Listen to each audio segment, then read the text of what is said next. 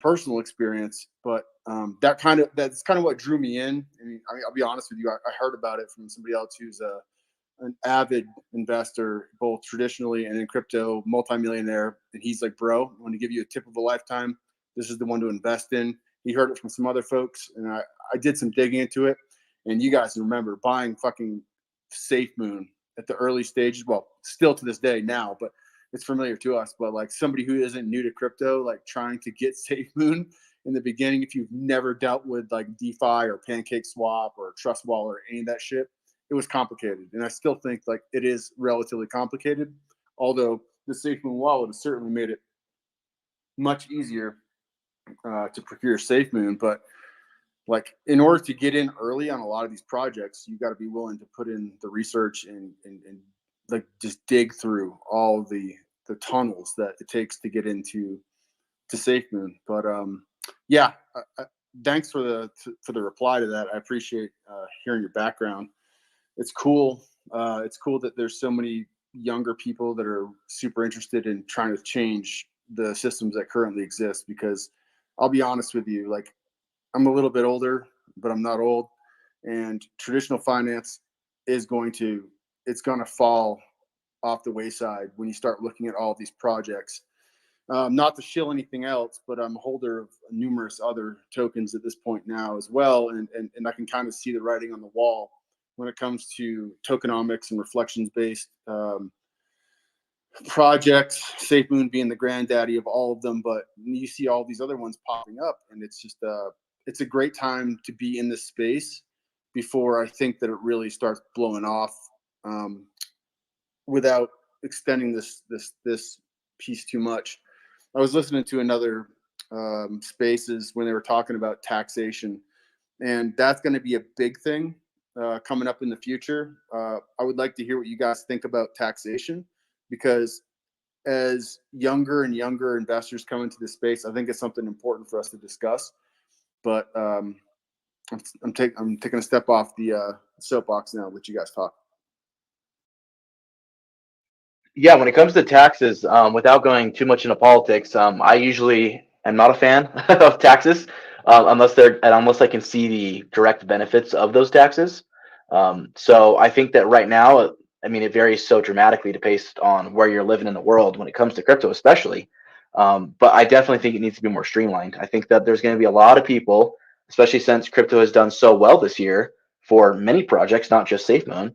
And then moving into next year, looking to be just as good, if not better, for cryptocurrency at large, not just Safemoon, that there's going to be a lot of people struggling with their taxes, learning how to properly file for them, and probably running into a lot of potential issues, and probably making a lot of mistakes along the way, because people will have realized, oh, I should have waited to pull out that money till the year mark, so I didn't have to pay a short-term capital gains tax. Or you know what, I should have set up this fund or that fund to avoid a larger tax threshold. So I think there's going to be a lot of people going through a learning curve there, and it's probably going to end up pushing for legislation to change so that things can be more clear. But then again, there's a big market and a big profit for industries around taxes, making them complicated on purpose so that people have to go to experts to get them figured out. So who knows on that regard?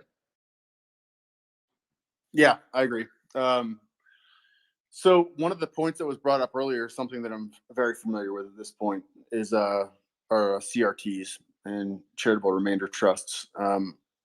I'm not going to go into great detail about that. I'm sure that you're already privy to that information anyhow.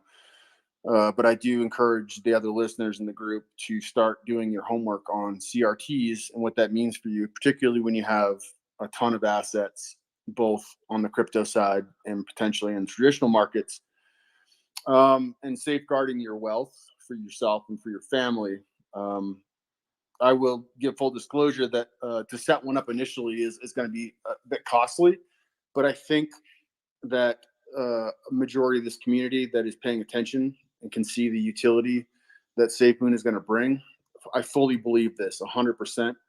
When you start looking at your ability at some point to essentially sustain yourself off of reflections from Safemoon, you need to start thinking about like how to safeguard your long-term holdings for yourself against all of the other legislation that's going to come in. Because I'm with you 100%. even as a guy who made his living off of taxpayer money, it's an interesting way to look at things, right? So I'll give you a perspective from a military guy. I always said this, like, yeah, we are an arm of the government, but we also acknowledge that the government doesn't create anything, man. And if you've worked for the government long enough, you understand that people create things. The government as an entity itself doesn't create shit like people do. And so, being fortunate enough to serve my country for numerous years, um, I always told people, like, hey, listen, like, you're paying my salary and I'm defending you. And that is the way it's supposed to be. But there's a lot of things outside of the government that we don't want to be associated with, especially as like ex-military dudes.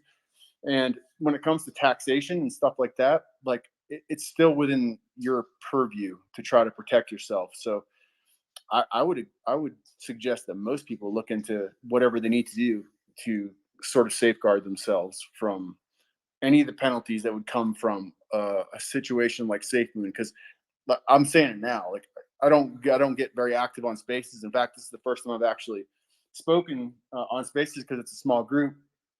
But I'm a pretty rabid supporter of Safemoon, as you can see by all of my retweets. I don't get too active on Twitter either, but I just think that in the future, like, Safemoon is going to change a lot of the ways that centralized finance should be looking at how to keep people around, because I think that we haven't even scratched the surface on what they're going to do to burn tokens in the future, bringing us, down to a reasonable level of tokens, thus creating value, and what's going to happen with reflections.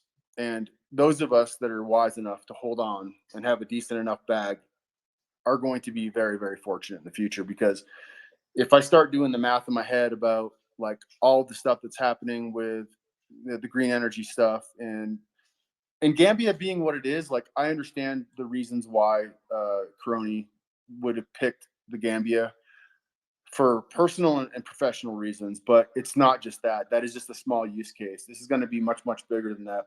It's going to set a precedent for blockchain technology to be used in all kinds of other tech spaces in order to generate reflection and burn just through the processes. So anyway, that's my 2 cents.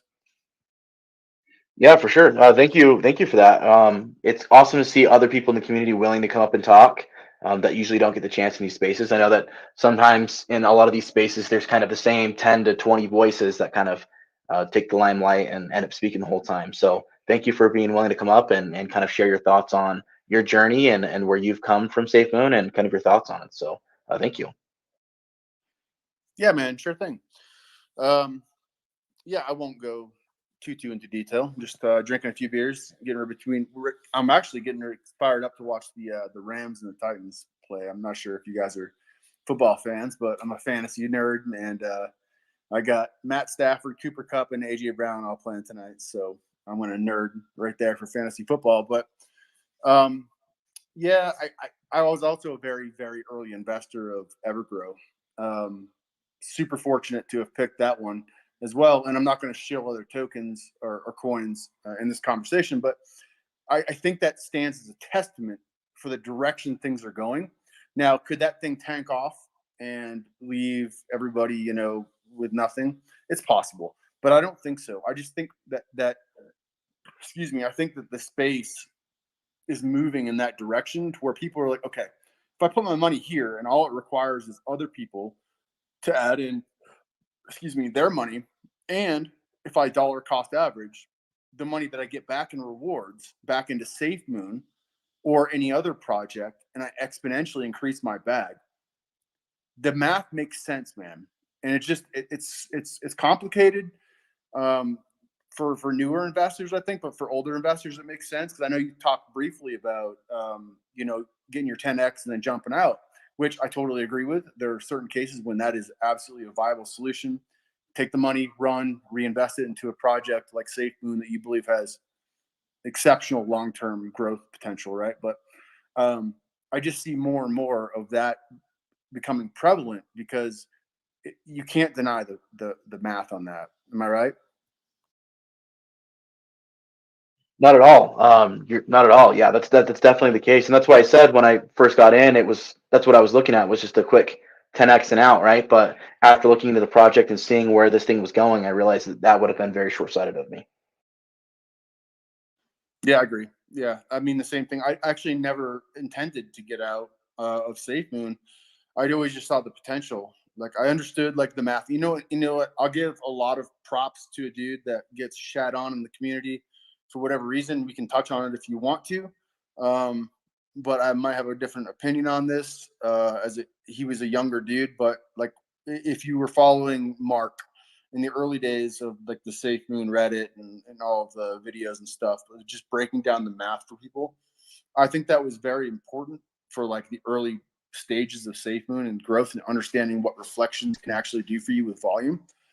And despite what happened with him, and there's been other people obviously that we won't get into because I'm not going to FUD anything. But companies progress, they get bigger, and they change.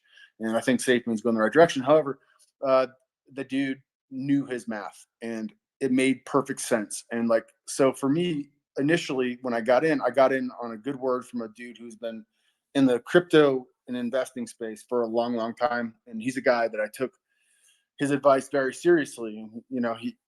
I'm so glad that I did because I'm completely still bullish on Safemoon in the future, without a doubt. But like understanding that math and trying to like push that math and the logic to people through all the other shit that you see, because we're so bombarded in media now. Like you have Twitter, you have Reddit, you have Discord, you have all these other things, and it's very easy to become disjointed because there's so many voices and so many opinions. But like at the end of the day, the math makes sense, man. And like if enough people, i.e. our community, are invested in something like Safemoon, all it requires you to do, seriously, with enough holders that believe in the project, and it relies on volume outside of extraneous volume, whatever Safemoon has planned, is to basically just hold and then dollar cost average. It doesn't even, if you can only afford $10, you can only afford $10.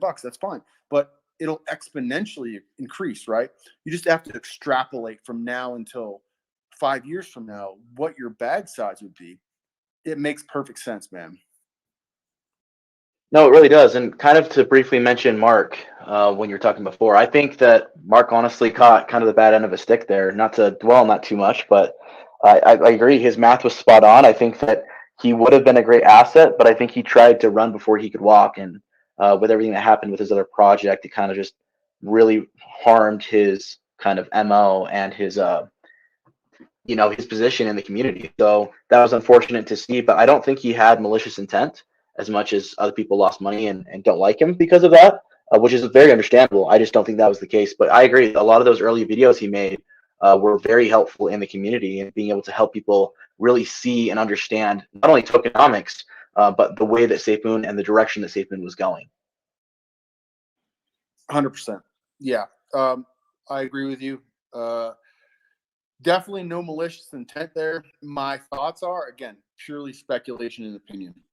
I actually DM'd with him a couple of times on Twitter in the early days. Nothing super important, but we were just talking about the math. Anyhow, I think what probably happened was he may have gotten a sniff into what the future of this Safemoon ecosystem was going to look like. Hence the reason why he sort of jumped on the projects that he has in order to get ahead of it. I just looked at it as, okay, if he's trying to get ahead of this, what is he trying to do? And with all the surge stuff that I see coming out, it sort of makes me believe that, how do I describe this? Like that he knew probably months in advance that our ecosystem was going to be so good at being able to provide reflections and giving back to its holders that he needed to get something on the ground floor now, and he probably just overstepped himself. And Safemoon didn't align themselves with him, but he did align himself with Safemoon, which they quickly booted him out of there for that. But I don't know. I don't want to talk bad about the man. I think that he did a lot for the community in the early days. But yeah, the math doesn't lie, man. and with volume, it's possible. But you're never going to not have whales that dump, and you're never not going to have people that only come in for short profits.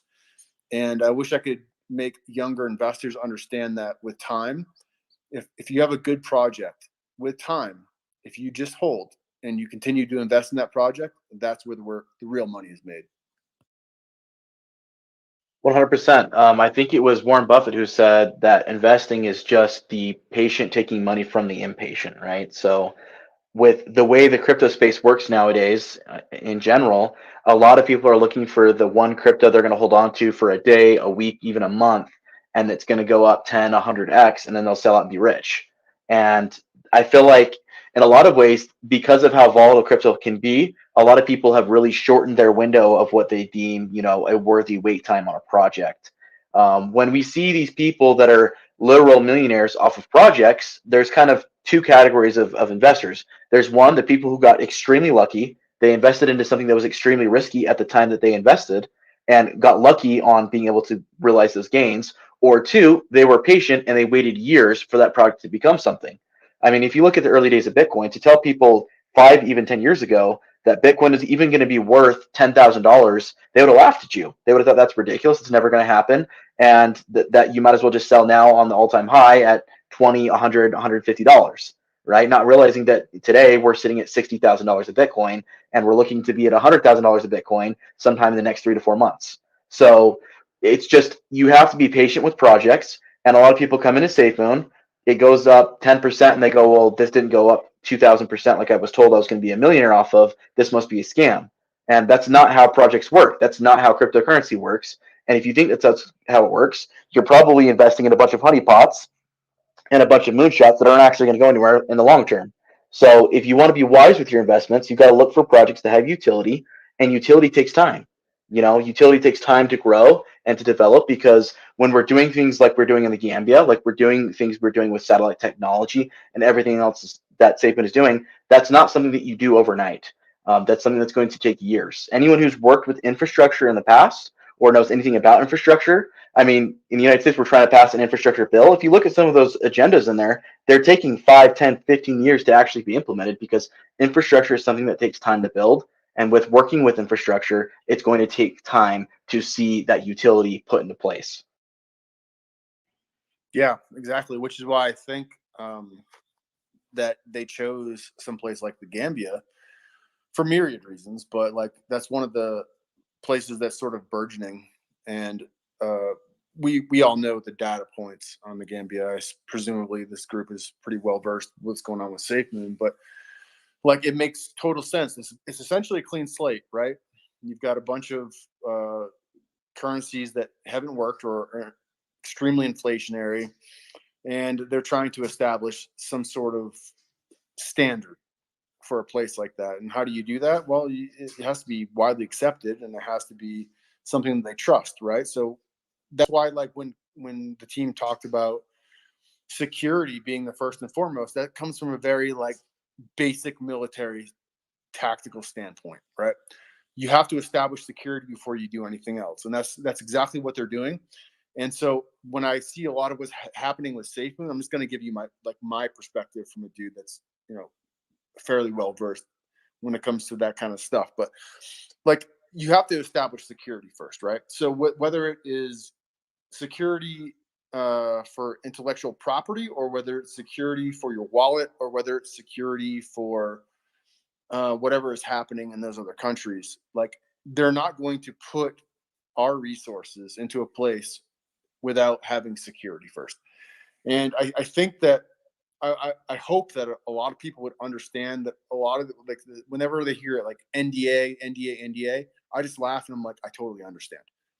It's for a host of reasons, but the number one thing is security. So like John Crony and his team have a bunch of military dudes, DoD dudes, CIA guys, ex-CIA guys, whatever, however you want to dig into that the background of what his team is, but they acknowledge 100%, like especially after probably June, for whatever reason, I won't get into the old shit, but like after that, like, okay, listen, we have to go back to the basic stuff, and you have to secure all of your assets first. And I really think that that's what they're trying to do.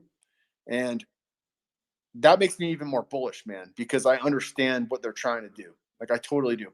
But shifting gears a little bit, what do you think? What would you like to see when the blockchain it's coming, right? But I'm more curious about the exchange and the card when it comes to fiat off ramp, right? That is like, when I think into the future, that is what I'm more concerned about.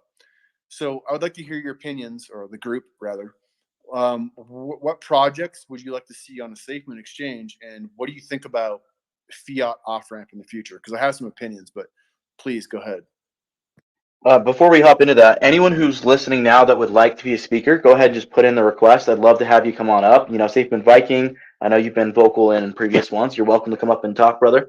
Anyone else that wants to come up and talk, feel free to just go ahead and send in a request, and you can come up, and we'll give you a platform to go ahead and talk to the community. Excuse me. Also, I do have this space streaming on my YouTube channel as well.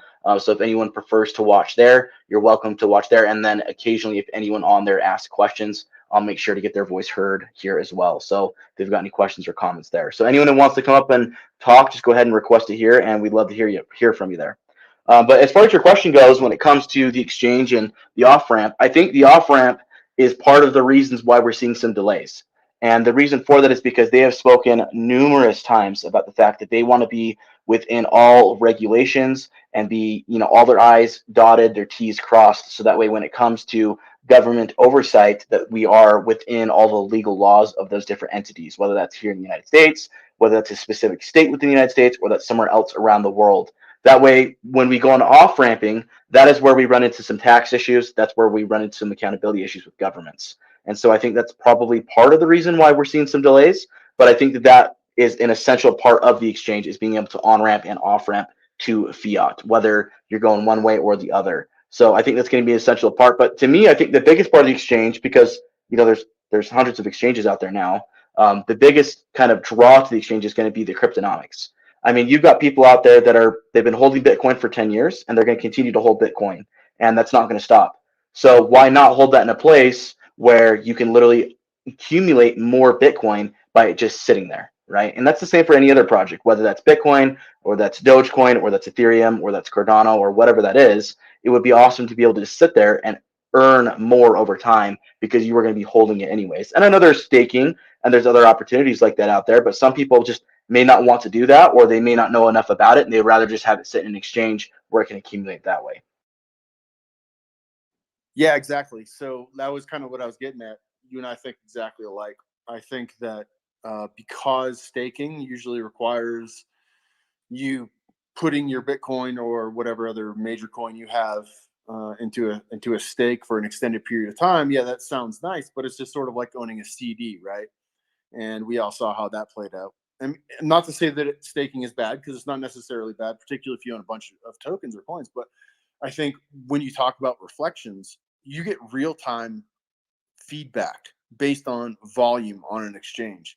So I think that the natural transition would be to go onto a tokenomics or a cryptonomics exchange, like what Safemoon is trying to do, because it's psychologically, it feeds you more to see that, okay, I mean, you had one Bitcoin, that's great. And now you have 200,000 Satoshis or whatever extra that you wouldn't have seen before, like in real time, right? And that's part of like the reflections tracker that they're trying to work as well. I think to some extent, I mean, I might be overstating myself, but I fully agree that a legitimate exchange that has fully implemented tokenomics for anything that offers rewards, whether it's BUSD, BNB, SafeMoon, because it's coming. I know it is. Like my personal opinion is that you're going to see an SUSD. You're going to see a SafeMoon stablecoin in the future. It's coming. If you just look at what Binance did, it makes perfect sense. And then I'm sure that there's plenty of people here that also own other cryptos or assets that give them kickbacks in BUSD or BNB. So I can't see why people wouldn't naturally gravitate towards that, because it is exponentially better than keeping a ton of fiat currency in a traditional bank. Go ahead. Yeah, I think you're spot on that.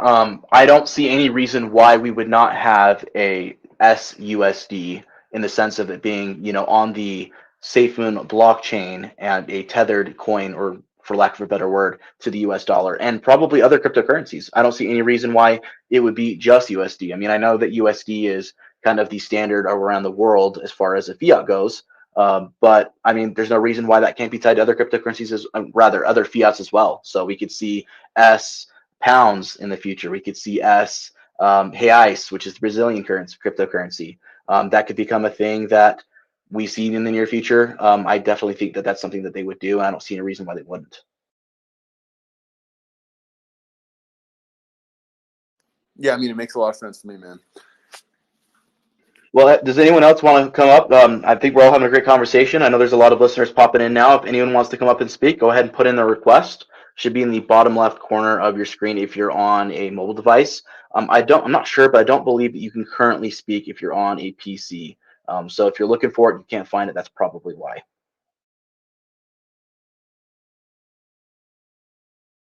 Josh, you've been there for a minute. What are your thoughts on this conversation so far?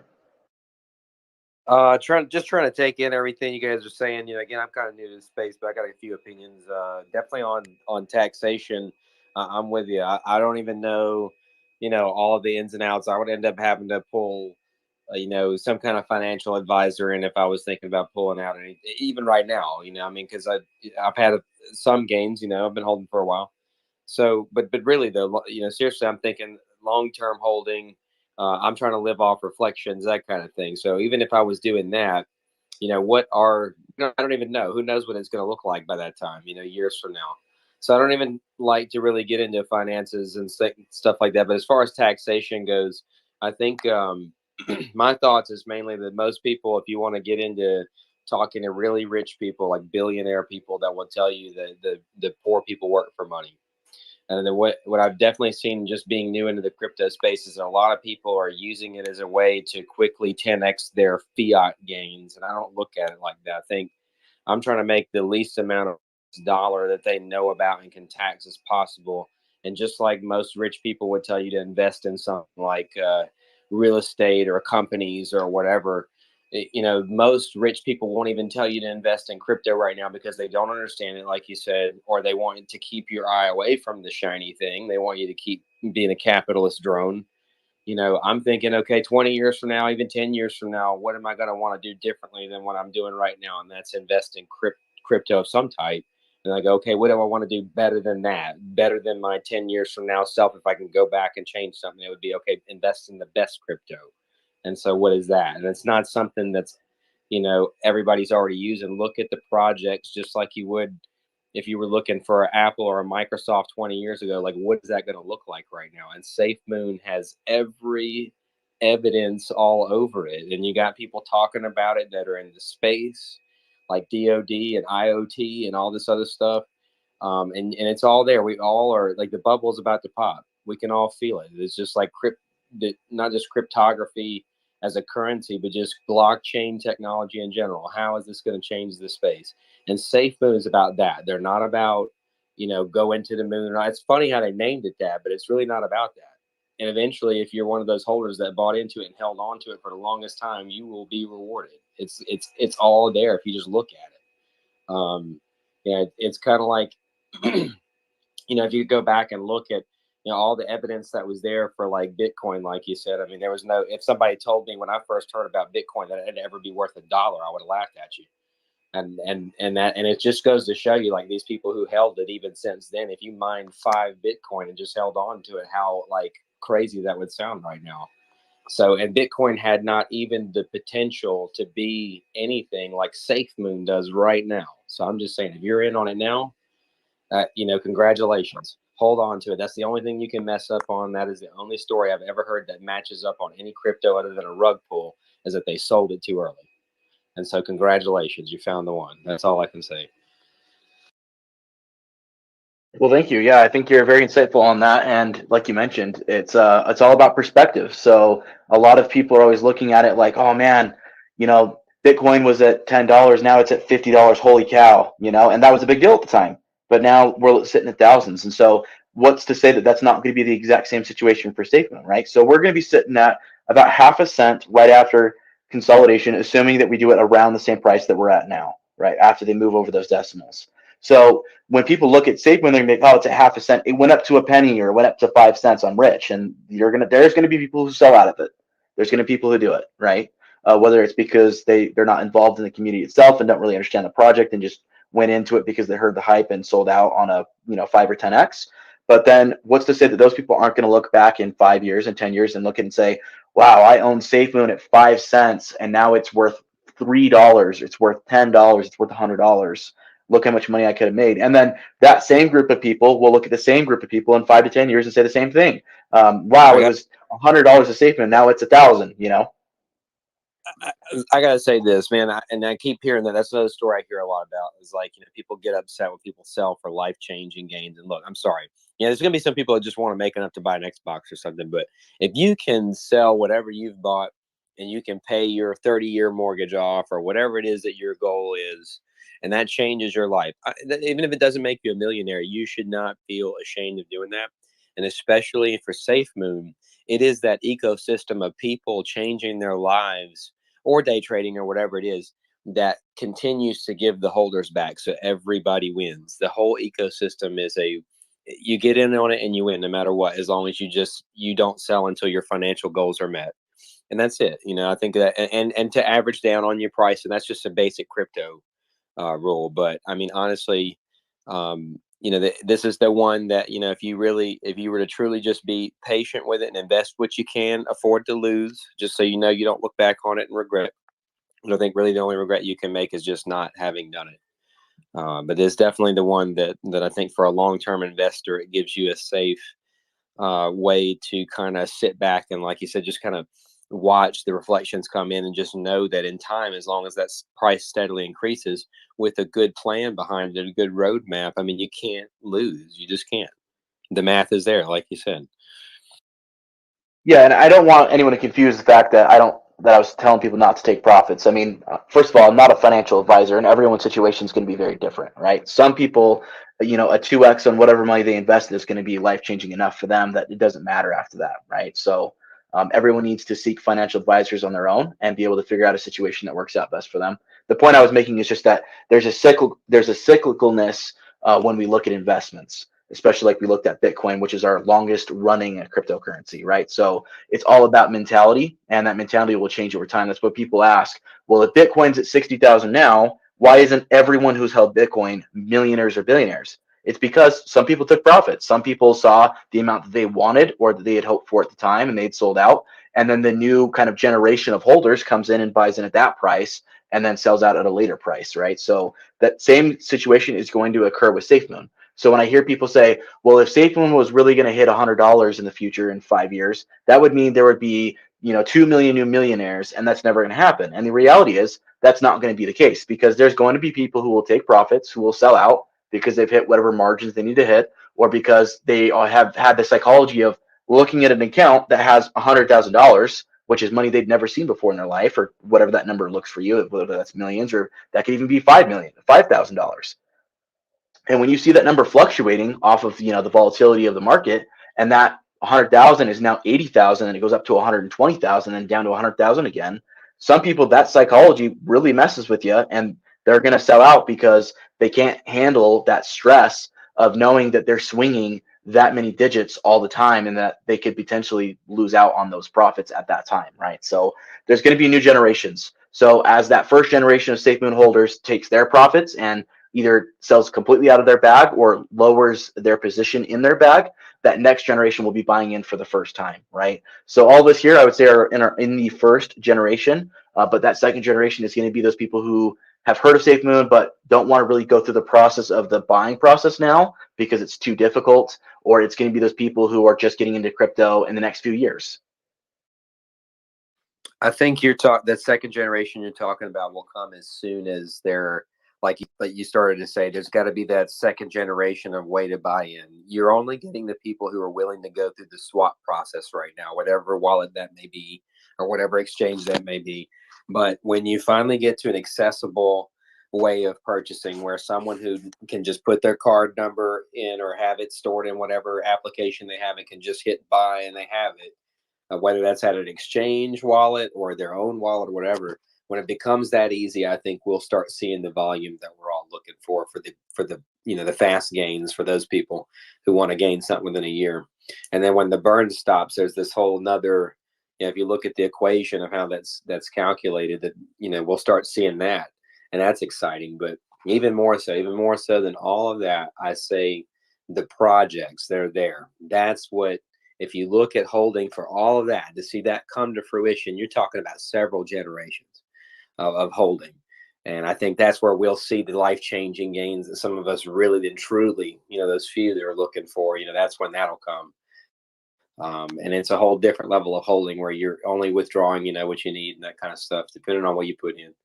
But again, if we're not talking about money, it's just, it's exciting to see what John and the team are really trying to do with the space. And I haven't seen that in other projects, outside of all the rug pulls and everything that, the thousands that are out there. Very few coins actually bringing something new, some kind of new idea to the space.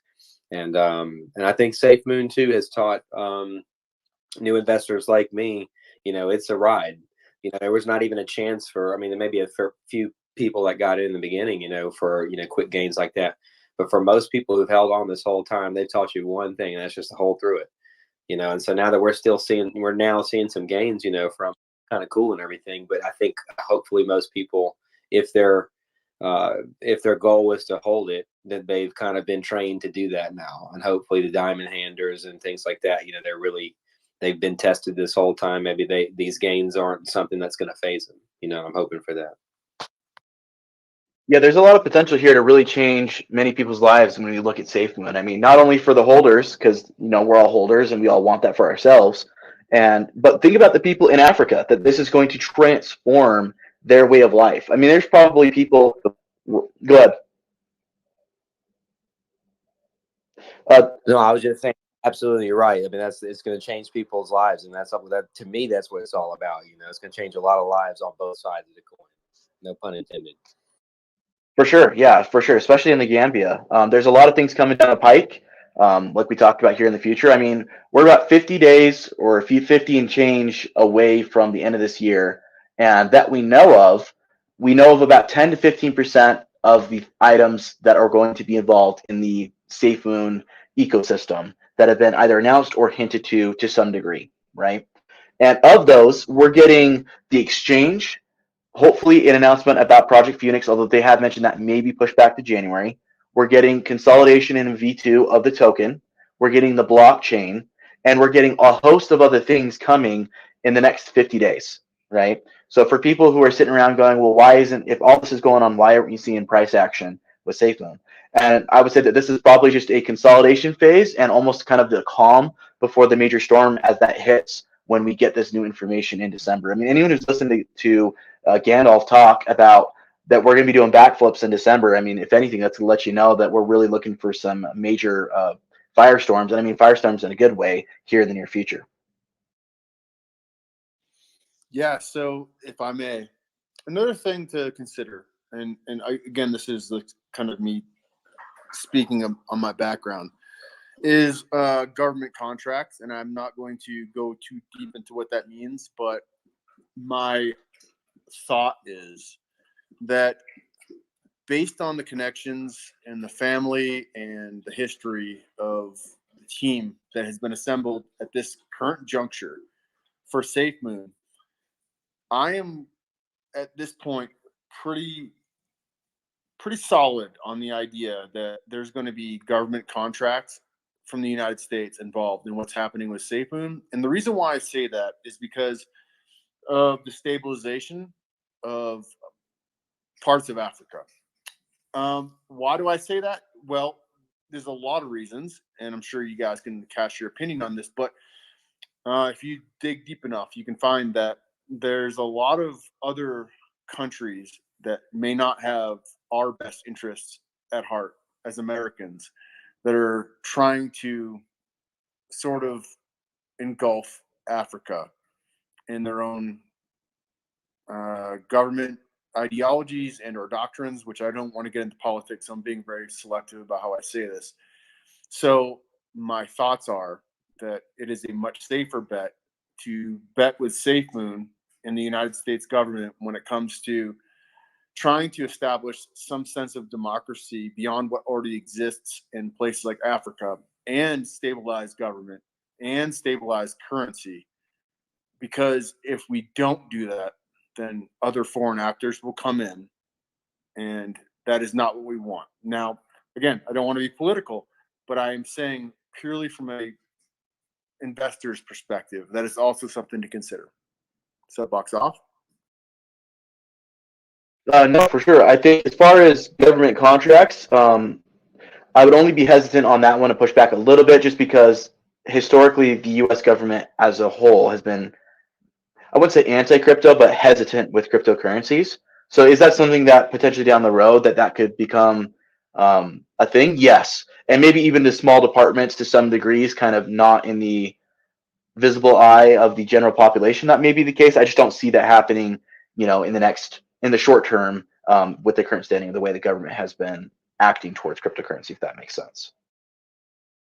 Oh, it does, for sure. But again, the government likes to be able to control currency, period. No matter where you are, that is something that they always strive to do. And the beautiful part about decentralized finance is that they cannot do that, at least not the current juncture, right? So it's probably part of the reason why we're all here. We just sort of want the anonymity that cryptocurrency provides, at least until you become financially independent to the point where you're completely okay with giving into the tax man to whatever extent that is. But I guess my point is that, like, I think that the United States government, based on my personal interactions and understanding, is very, very aware of cryptocurrencies and what they will do for the future. It's no different than when we decided to come off the gold standard and went on to the oil standard. And I believe that the United States government will be a front runner coming off of the oil standard, as it were, into the digital space. I just feel like that right now it's still so young, and there's so many outliers when it comes to cryptocurrency that it doesn't seem like that. But trust me, man, I've been in the government for a long, long time, and if they were smart, which I think they will be, it's not always about taxation, it's about adoption. And I think that you're going to slowly see that. Now, does that mean I have faith in the current administration to do that? Not necessarily, but I do have faith in the American people. So anyhow, that's just my opinion. Go ahead. I was just going to say on that, I would hope that you're right. I really do hope that is the general direction that they're looking to go. I really would hope to see that. So don't take that as me saying I don't think that's going to happen, but more along the lines of just being a little bit skeptical, only because that's not been the track record thus far. But I would love to see something like that happen. And I think I agree. Obviously a government is self-interested in wanting to control currency. That has been one of the ways that governments historically have been able to control their populations, is through currency. And I think that's probably a large reason why there's a lot of pushback currently with governments, is because I don't think at least to this degree, they have been able to find a way to control cryptocurrency in a way that they can with fiat currencies. Yeah, exactly. Which is why I always say, thank God we're early, man. Thank God we're early. True that. That's definitely the case. But anyway, to follow up on my previous question, and for sure we can get some other people involved. I mean, we got a nice group going now. I'm looking at your log. It's pretty good. What other projects would you like to see on the Safemoon exchange? Like, what do you think, now that you've been in the space for a while and you've invested in some other stuff? Like, what would you like to see? What do you think would pair well on a fully cryptonomic, tokenomic, however you want to describe it, exchange? What do you think would pair well right now with Safemoon? And I'm not suggesting that you shill other projects, but I'm just curious to find out how it would work in an ecosystem. Because I mean, the reality is that the DeFi space, like I'm a big fan of anybody who says like we shouldn't shit on other tokens or other coins or whatever, because like at the end of the day, a lot of it is trying to push in the right direction to where we have more control over our money. And I don't care if that's Shiba. Like I'm not invested in it. I don't care about it.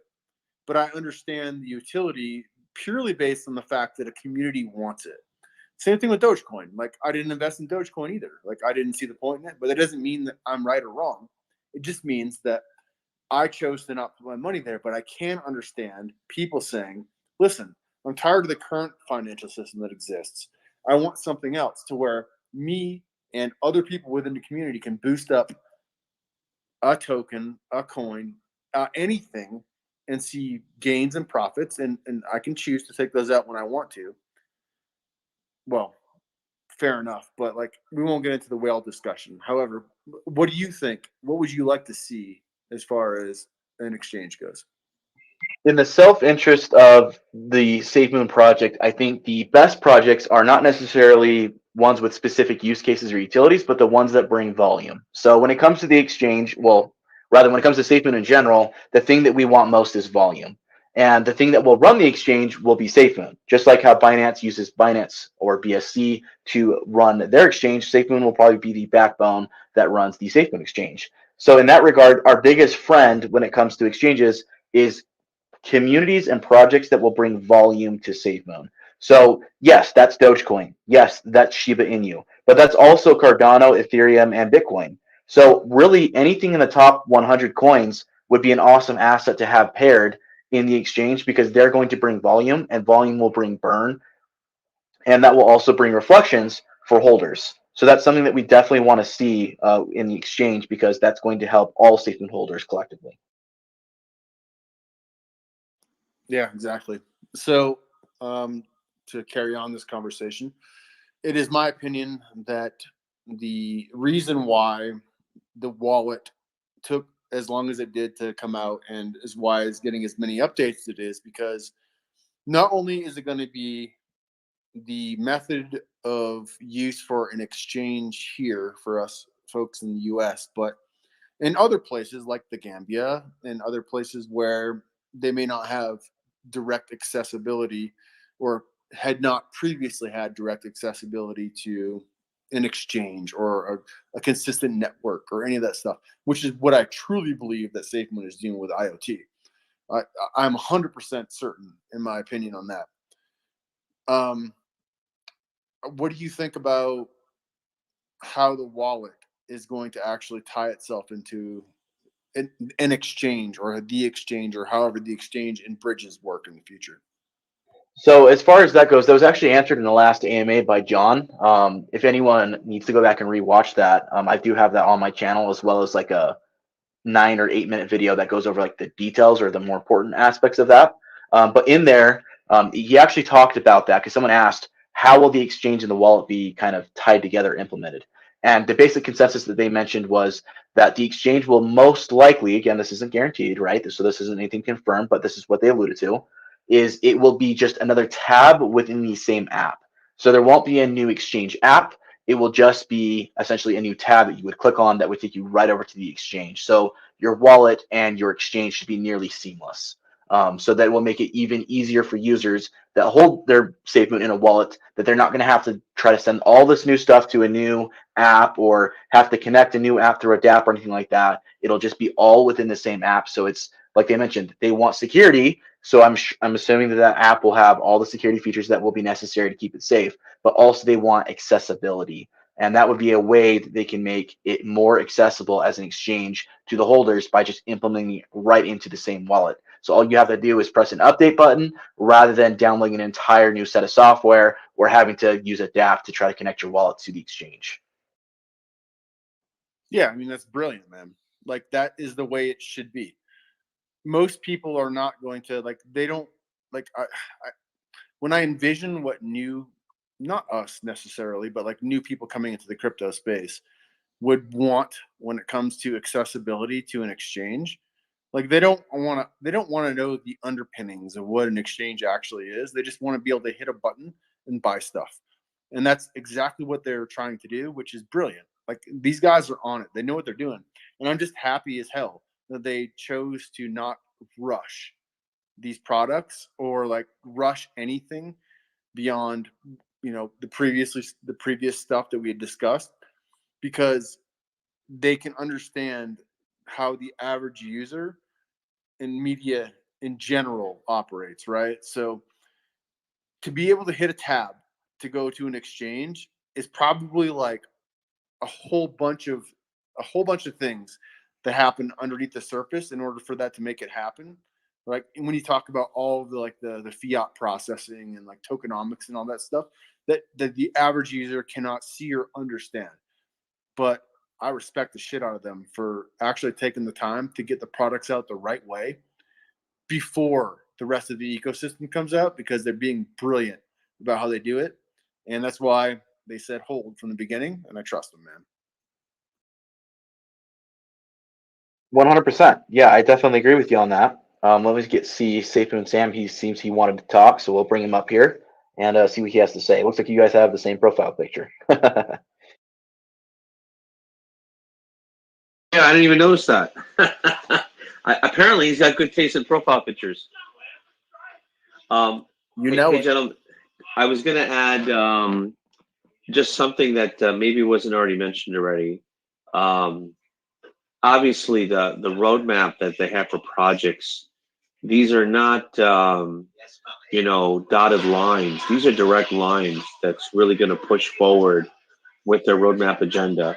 I mean, they've dropped off nuggets already and said, hey, we only have announced, I think Ryan, the Floodhound, said last week, a week and a half ago, he said, we've only publicly shared maybe 10% of what everybody knows what we're going to be rolling out.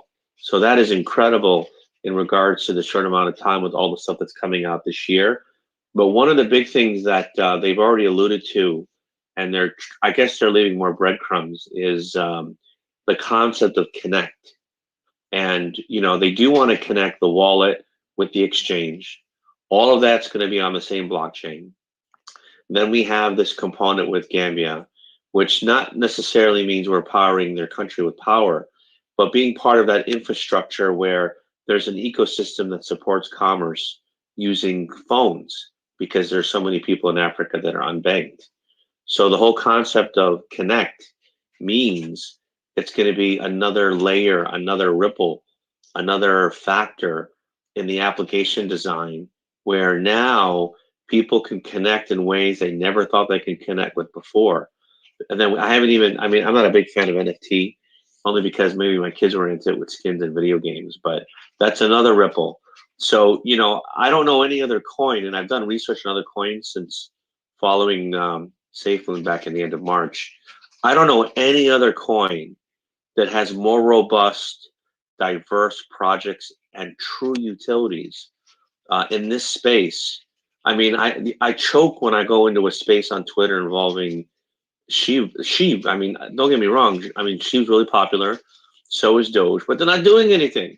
You look at their white paper. I mean, I wouldn't even use it as a toothpick if I rolled it up. There's nothing there. There's no bite to it. What else are you doing? And this is the only coin I've seen thus far where the makers of the coin, they're not going away. This is not a rug pull. They're there. They're not going anywhere. How many coins do you know where you actually know the CEO of the organization that represents the coin? We're the only ones that everybody knows our CEO. We know who our CMO is. Well, maybe not our marketing officer, but we definitely know who our product lead engineer manager is and director of engineering worldwide is. We know who our Bitcoin officer is. Other companies, you don't have that.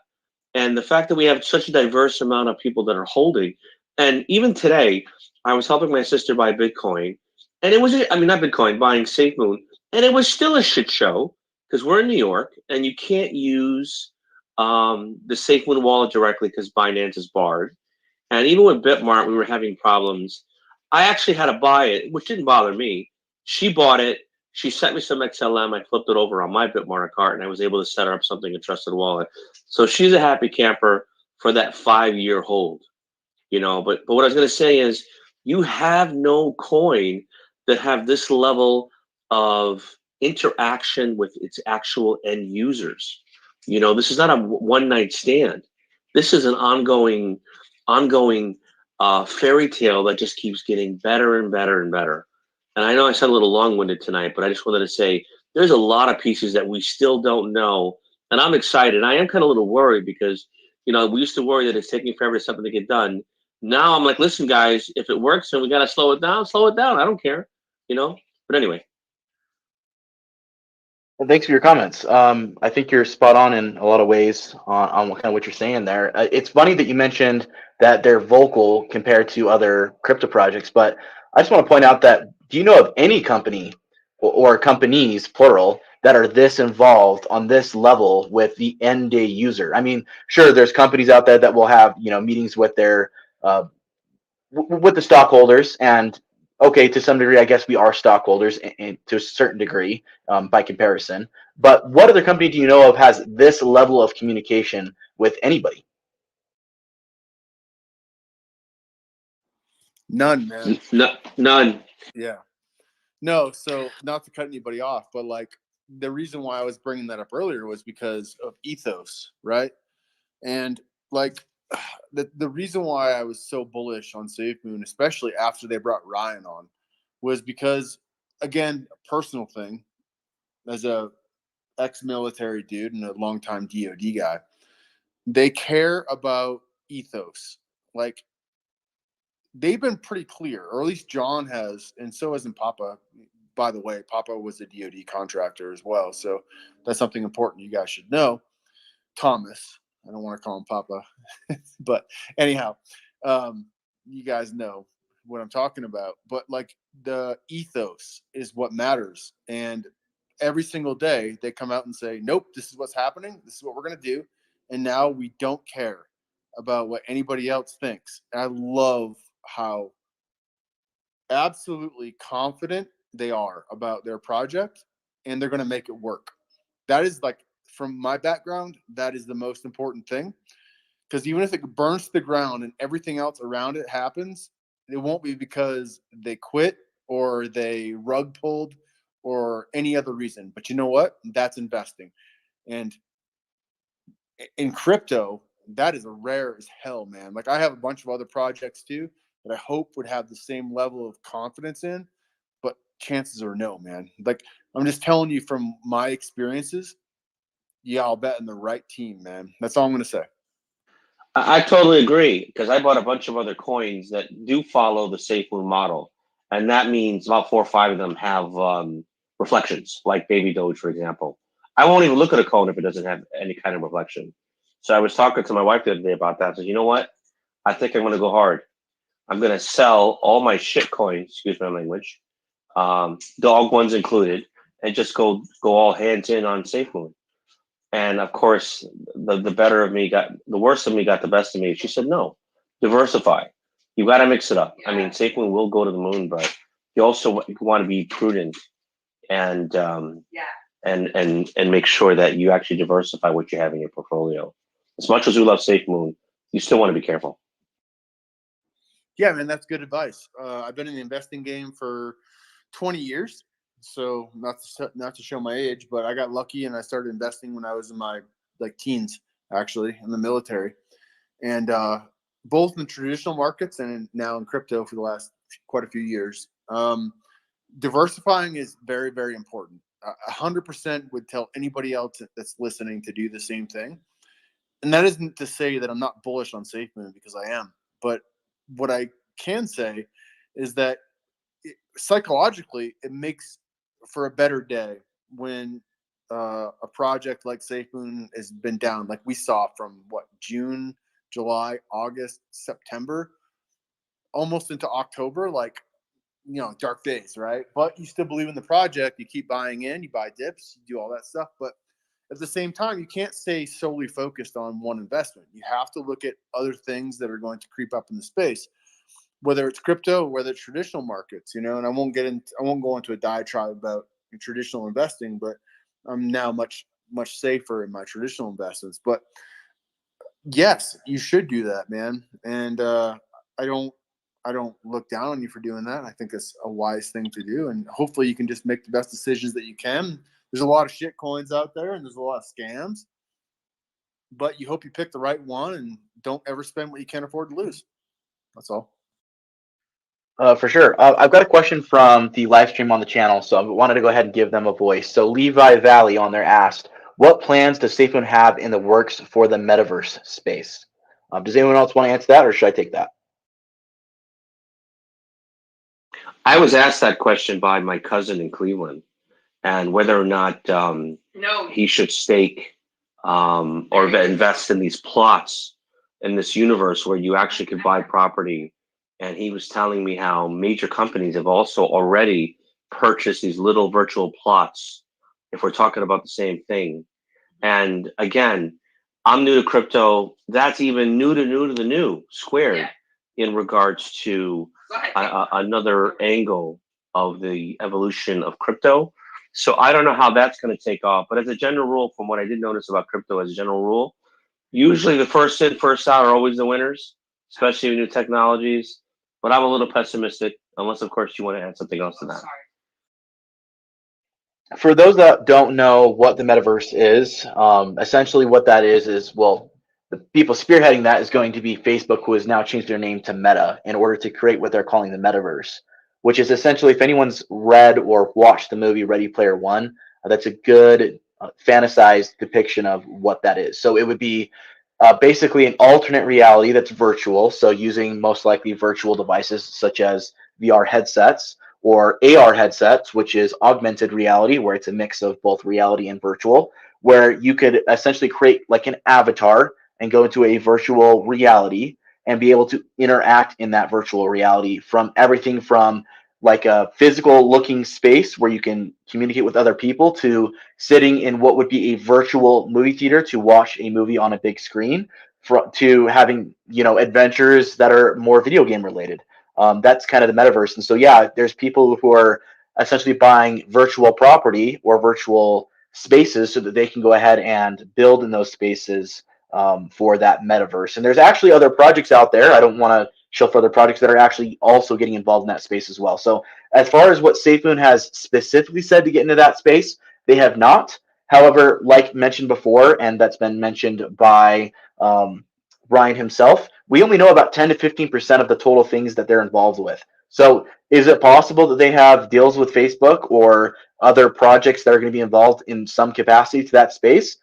Yeah, it's definitely possible, but is there anything that has been officially announced or guaranteed? Absolutely not. So we can't say definitively at this point either way if Safemoon is planning to or is currently involved with the metaverse at this time. Although that could be a great question that someone could ask during the next AMA, which is coming up next Sunday. Does anybody know what? Okay, so this question is going to be kind of 2 or 3 tiered. So first, so for this metaverse, now I've heard a little bit about it. That was probably the better of explanations that I've heard in one sitting. But does anybody know first where the storage for this VR world going to be located, or is this going to be how do you say this, blockchain oriented? Is it possible that this is going to be housed in the mesh network? That type of question about the physical location of the memory. Second, does anybody know the companies that are already buying real estate within this metaverse? I remember several years ago, I think it was right at the onset of Bitcoin, there was a virtual world where you built your city or your ecosystem per se. An ecosystem is really not the right term. Where there was a big craze for a while, and I haven't heard of that now in years, where people were actually making money off of their real estate online. And then third, the equipment. Is there a standardized VR type of equipment that is used already in manufacture, or is it going to be kind of like a computer where we have the same operating system on multiple manufacturers that are going to access it, and then it's going to be a Wi-Fi? How is it going to be accessed? Is it going to be just a straight Wi-Fi from your headset, or do you need a computer to access it? Any of those questions? Can anybody fill in any of that information?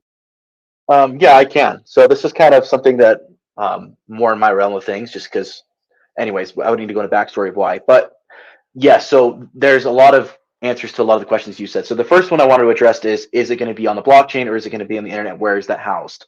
So it's going to be housed in the same way that most things on the internet are housed. So it'll be several servers across several locations, all of which will hold pieces of the metaverse. So the physical space will be on servers, both physically here on the Earth. Others may be in satellites and other places that way, probably in similar locations as the current Facebook servers. Now, as far as part of it being on the blockchain, yes, I would imagine that initially under the early phases they're in now, they've been talking about it just being on servers and through the internet. But there are current projects like MetaHero that are involving in getting it onto the blockchain, where it will be all blockchain ran, or at least a portion of it will be. And that same project, MetaHero, is currently creating basically these giant physical scanners that they are going to be able to scan real world objects into these virtual spaces. So this could be everything from like furniture to individual people to animals to whatever, to basically give renderings that will create them virtually, if that makes sense. It does. And so then the companies that are already procuring real estate. So I guess I'm really looking at who's the higher power in this realm that is proctoring the sell. So who's the general owner of the universe, and who are the companies buying from, and then the software or the hardware, I stand corrected, that you use to access this VR world, your headsets. Any insight or knowledge on these? So the shorter answer to that is the Global Multimedia Protocol Group. It's a mouthful, but essentially they're kind of been the company that's been operating as like the larger face of the backbone of 3D cyberspacing. So they've been kind of the one that people have been going to buy spaces, if that makes sense, in a three-dimensional virtual reality. And that is for buying the real estate on the VR world. Is there a reason why, if I was not just creative and I got into the if I did access the environment and I either wrote or brought up the area, that I couldn't just write my own area or real estate without purchasing? So I'm sure you could. It's a very new technology. There isn't really a complete or total metaverse at this time. It's more of a concept at this point that's being worked towards, rather than a already currently existing ecosystem. So yeah, technically speaking, if you wanted to go ahead and create your own servers and kind of start adding into 3D space there, you definitely could do that. If you have the technology and the patience and the whereabouts to know how to do all that, I'm sure you can definitely do it. It's the same way it's like saying, could I go ahead and create my own website and host my own servers? I mean, that's definitely possible. You can do that now. It's not like there's someone who owns the entire internet. There's just larger conglomerates that own larger portions of the current existing systems, and then there's companies who don't want to go through the efforts of building out those spaces and servers that are just willing to buy virtual property, if that makes sense. But technically speaking, you can go and create your own, if that makes sense. Okay, and then the hardware, the VR goggles. Do you have any knowledge about these? So as of right now, there's several different brands of VR headsets. Probably the most notable and largest at this time is the Oculus series. Currently, their newest one being the Oculus Quest 2, which is all owned by Facebook. Facebook acquired them. Geez, it's been like 10 years now that they've acquired Oculus. So that's probably going to be the largest space right now, considering Facebook is getting heavily involved with that. In fact, they just did a kind of not an AMA, but kind of a presentation on what the metaverse would look like, at least through Facebook's version of it. I mean, they're being pretty serious about it, considering they changed their name to Meta to build this metaverse.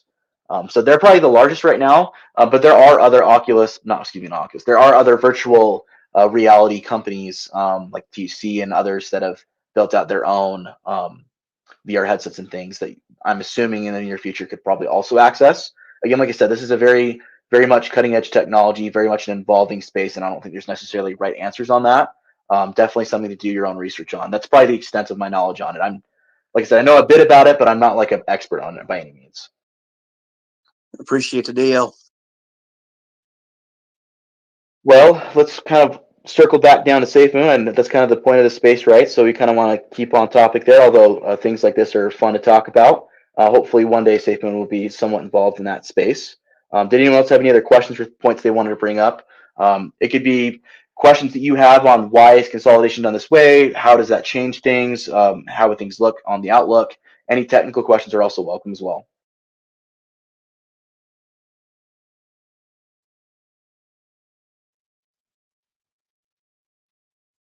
Don't all speak at once.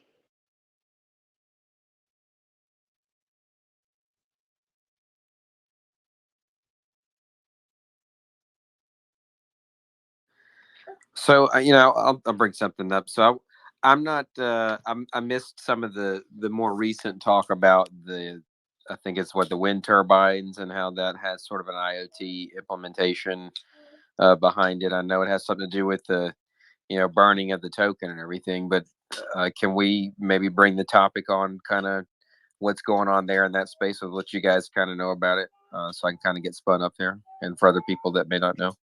Yeah, of course. So when it comes to the wind turbines, we don't have. There's a lot of speculation in this area. So what we do know is that Safemoon at this time has acquired 100 wind turbines, most of them being a larger size, with a handful of them being a smaller size. And if you scroll through my Twitter or go to my video about it, it will go over the exact output as far as energy goes, as what those are expected to produce. To give you an idea, one turbine should be able to power 80% of the current average energy consumption on a daily basis in an American home. Now, an American home is very energy heavy in its consumption. So in most other places, even in first world countries, they don't use nearly as much energy as American households use. Did you want to say something really quick before I continue?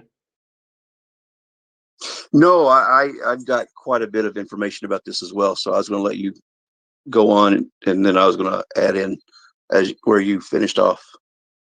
For sure. Yeah. So I'll just continue then. So that's what we know as far as the energy consumption on those. We do know that they will also be contributing to the burn. There has been, again, this is speculation and rumor. This has not been confirmed by the development team. But there's been the running joke for a while now about 32 Safemoons. So for those who haven't been around in the space as long, this was months ago in the early days. There was a continuous buy and sell of 32 Safemoon over and over and over again, almost like every single minute.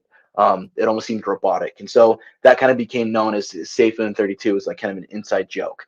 So the current revolving rumor that has not been confirmed by the development team thus far is that was them testing out these wind turbines and kind of maybe not physically testing them out, but testing out maybe the functions of how those would operate on the blockchain when that blockchain does release. So we do know, as far as the wind turbines go, that they do exist, that they are going to be used.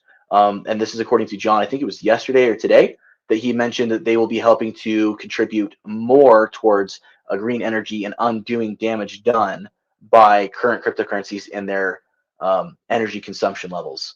More so on that is the focus rather than the burn. That was according to John in the Discord the other day. So we do know that about the turbines. We know that they are going to be used in the Gambia. We know that they are going to contribute to the burn. We know that they are going to contribute as far as keeping the energy clean and green, so that we don't contribute more towards the destructiveness that cryptocurrency has been kind of acquainted to. Did you want to add to that? Yeah, so I've done a lot of research into the Gambia and the turbines and location and things of that sort. Um, I don't know what your name is, but the host just went over a lot of the technical, and so some of the stuff that I can add to it is a lot of the operational. The Gambia over the last few years, dating back to approximately 2011, have done a thorough analysis of the wind patterns throughout the country, and they have found that they have within a few meters per second found a consistent wind pattern right at the coast, just onshore, not offshore, rather than in country, and that is year round. With the variance of just a few meters per second, and so that's where the wind farms, the smaller wind farms, will be, and then they're going to be located around some of the larger cities, and that consequently is really close to where Taft City is going to be located. So there's some uh, variable information about how this will play into Taft City, but I'll come back to that. Um, with the wind versus the solar, I found some information coming from one of the people that is doing a review of another part of Taft City, that talked about uh, the wind turbines that would be potentially loaded onto the top of each home. Now, what John has been doing to date is more of the wind turbine farm, and those are going to be located just outside of each of these metropolitan areas, and their generation output is going to be that will contribute. I'm not going to say a percentage, but it's going to be a very large amount to the area that they're going to be supplying. But it will be also augmented with solar. And I noticed that John just put out yesterday or the day before that we're going to be working into solar as well, but wind at first, because wind is gives a more return on the power that is generated, a better return on the power generation process. Um, there's another thing I wanted to say, um, but I'll leave it there because I'm watching a football game too, so I lost track. Did that help adding that in there? Yeah, that sure definitely helped. Would you mind sending me links or DMing me links to that where you got that information? Absolutely. I'll have to dig it back up, but yeah, it's what I researched, what I found was the Gambia wind turbine master plan. If you do a link search for that, that brings up the entire. It's a PDF document that is, I think, 80 pages long, and it's a pretty good read. It took me a while last night to read it all, because it can be a little bit dry, and it talks about quite a few things. So you really had to look at what you want. But Weiss was really the thing that you're looking for, and that's the wind energy information system, that is going to be paramount in how the wind turbines are going to work, and how the power is going to be generated. But yeah, I'll pull it up and see if I can tweet it out to myself and then put it up on the top. Okay. Perfect. Yeah, if you want to send that over, I'll get it put up on the top so everyone can see that. You've had your hand up there, Safemoon Yuki. Do you want to go ahead and say something? Yeah. So on the discussion of the wind turbines, and in the future, they're also going solar. And it just dawned on me while you were discussing it that I'm kind of surprised no one's asked the question to the Safemoon team as far as like what's their expectations on the gas fees, because if their blockchain is going to be running on all that, I would think their gas fees would probably be one of the most minimal across all crypto. That was something that was lightly addressed really early. This would have been like within the first Oh man, my time frames are all messed up. Now this would have been addressed to me being April that they had mentioned that they wanted those to be as low as possible, but I don't think anyone's touched on it since. That might be a good thing for someone to bring up in the next AMA, because obviously a lot has changed since then, and they probably have a lot better information, although they might not be able to disclose it at this time. But I would imagine with them and just knowing their track record that that's probably going to be the case. But yeah, that's something that someone should probably bring up in the next couple of AMAs here. I've got something I can bring up, and maybe this is more relevant to the wallet than what's going on there. But one thing I noticed that was a hot topic was for iOS specifically. The reflections tracker and the wallet not working, and I found that you're able to add the BSC contract ID to the wallet, and it'll bring up the reflections tracker. But I think for some reason it's not actually giving me the right amount. So I still think it's got problems, but I hear they're working on that. But I was wondering if anybody had different results, or what your experience was. We can talk about that maybe. Are you an Android or iOS user?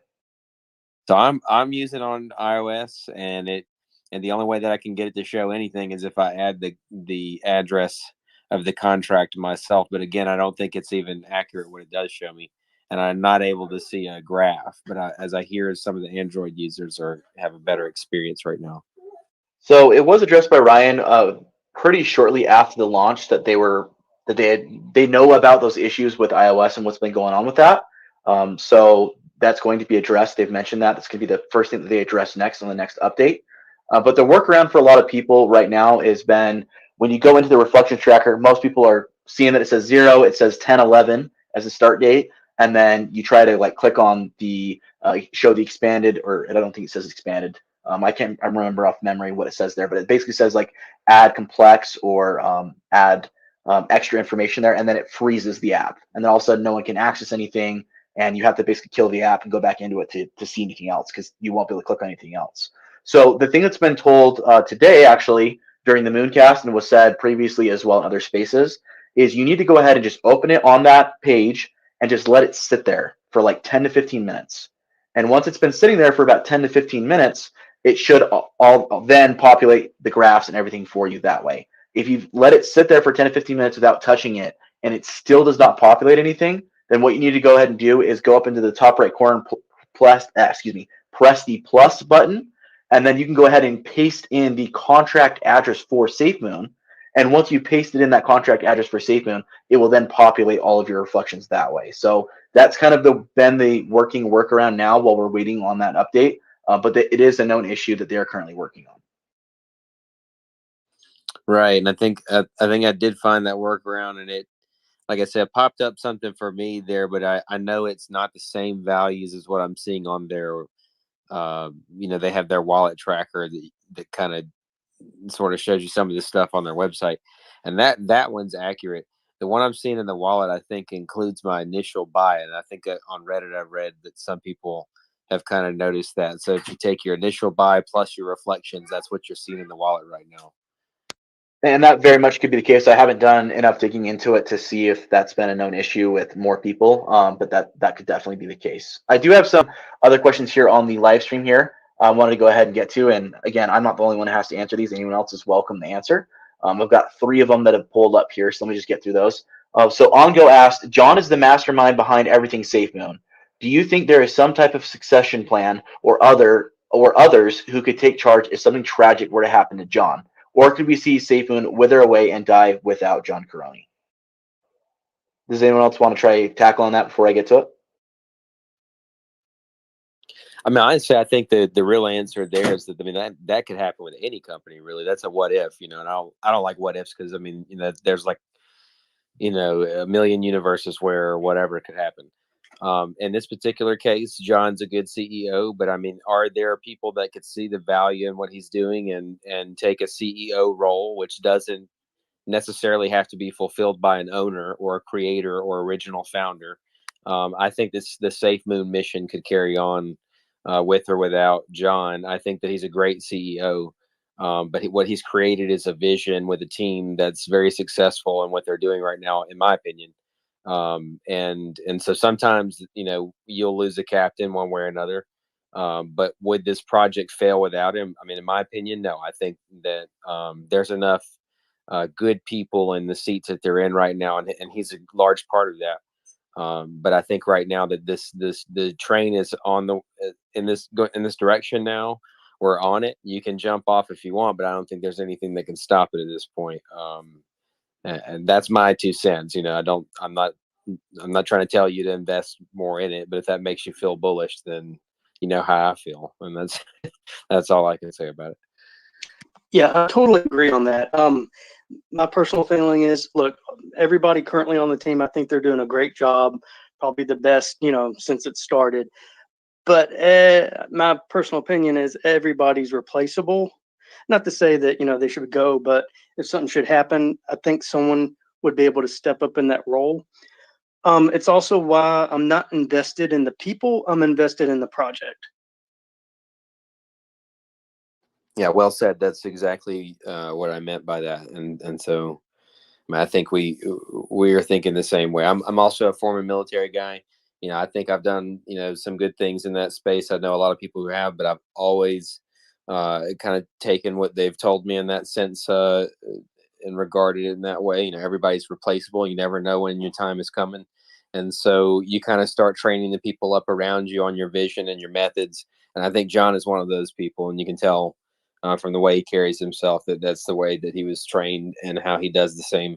I don't think that you know, I mean, he lives and breathes this project, sure, but I think that you know, again, he's surrounding himself with those people that will kind of have that same vision with him, and so it could carry on with or without him.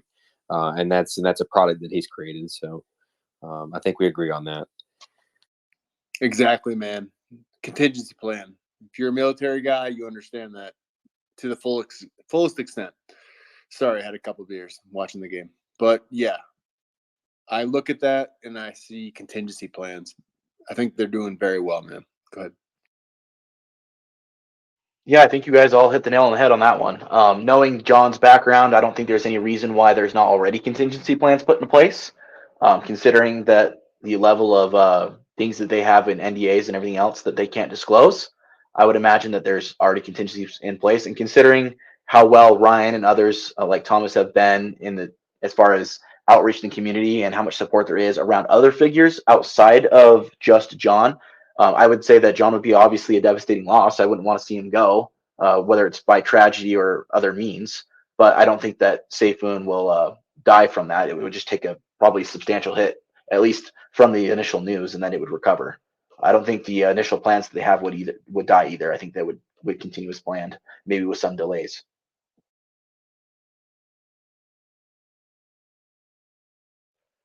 Okay, moving on, we had another question here from Marcos. He says, why has the focus gone from V2 exchange blockchain to wind turbines? I think an exchange would help Safemoon a lot more than 100 wind turbines, and a blockchain would put Safemoon to a top 25 spot. What are your guys' thoughts? I think that it doesn't matter as far as they're concerned because they are a tech company that happens to use cryptocurrency in a way that nobody else has used it yet. And they're not concerned whatsoever with the exchanges. If they were, they would have been this whole time that we would have been in the lag, just, I don't know, pawning themselves out to get on big exchanges. But I think that they're going to create their own exchange and they're not worried about it. And they know that there aren't enough exchanges out there that offer proper tokenomics in order for it to make Safemoon work the way it's supposed to. So my thought is that they have a very clear vision of what they want to do as a tech company that is associated with blockchain technology and cryptonomics, that they don't have to worry about it. So that's why they said hold from the beginning, because they had a plan the entire time, and their job or their vision, I guess, was to change the space entirely. So you don't look at blockchain and crypto as just like this sort of nebulous thing. You look at it as mainstream, and this is what new tech companies do. That's my thought. I agree. Also, you know, the V2, it's imminent. You know, if you go by what Ryan said, as far as, you know, the kind of vague output he put on the date, you know, it's coming up, and probably this time next week, you know, V2's out. So that kind of, you know, more or less killed that discussion. But the wind turbines and everything, it's going to be all connected. So it's kind of one and the same, kind of. Yeah, I think the thing is the exchange has been known about for a while, and these other aspects of the project have been known about for a while. So, as much as we're hyped about those projects, and I definitely agree that those are going to be the things that take us up to the top 25, when we get new information, that gets exciting. So, that's what gets talked about, right? So, even if the other stuff may be more impactful when it comes to where we're going in the future, it's definitely exciting to talk about the things that are newly released, right? It's like, oh, well, I can't think of an apt comparison there, but just because it's smaller doesn't mean it's not something that's going to be talked about. It's just that those are the things that are new.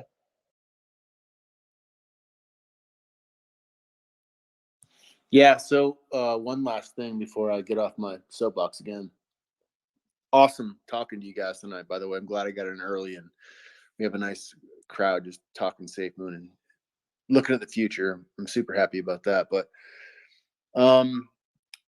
from my understanding and my background, one thing that I want you guys to think about a little bit is each one of those turbines, right? We know based on like the specs of the tech that they can power a home, et cetera, and that's great. But what I think is more important to think about is actually the nodes, right? And those of you that have been in the crypto space for a while can probably appreciate this, right? Each one of those turbines can power a node similar to what ETH was trying to do and has been trying to do for a long time. And if I'm wrong about this, please correct me. But one of the issues is always going to be like sustainable power when it comes to long-term crypto stuff, right? But what I think is going to happen with Safemoon, and this is just my opinion and speculation purely, not that I know anything special, but each one of those turbines is going to have a node similar to an ePLARS unit. If you're a military guy, you know what I'm talking about, but essentially a point-to-point / satellite system, which allows both point-to-point to communicate and point-to-satellite to communicate. And that will ensure that transactions upon the blockchain remain consistent and that there's power consistently given to a blockchain in order to maintain transactions that happen within a bubble or a space where those nodes operate. And I know that sounds fucking crazy and weird, but my background as a military guy, I can totally understand that. So that said, again, off my soapbox, and that is what I think the future of what Safemoon is trying to do, aside from decentralized finance and restructuring the way that people look at the way money works, but more or less the way that communications operate within a given sphere as it expands outwards. Go. Thank you for that, man. Thank you for coming up and being willing to be a part of the space. Safemoon Viking, you had something to say? Yes, sir. Thank you for having me up first. Appreciate it.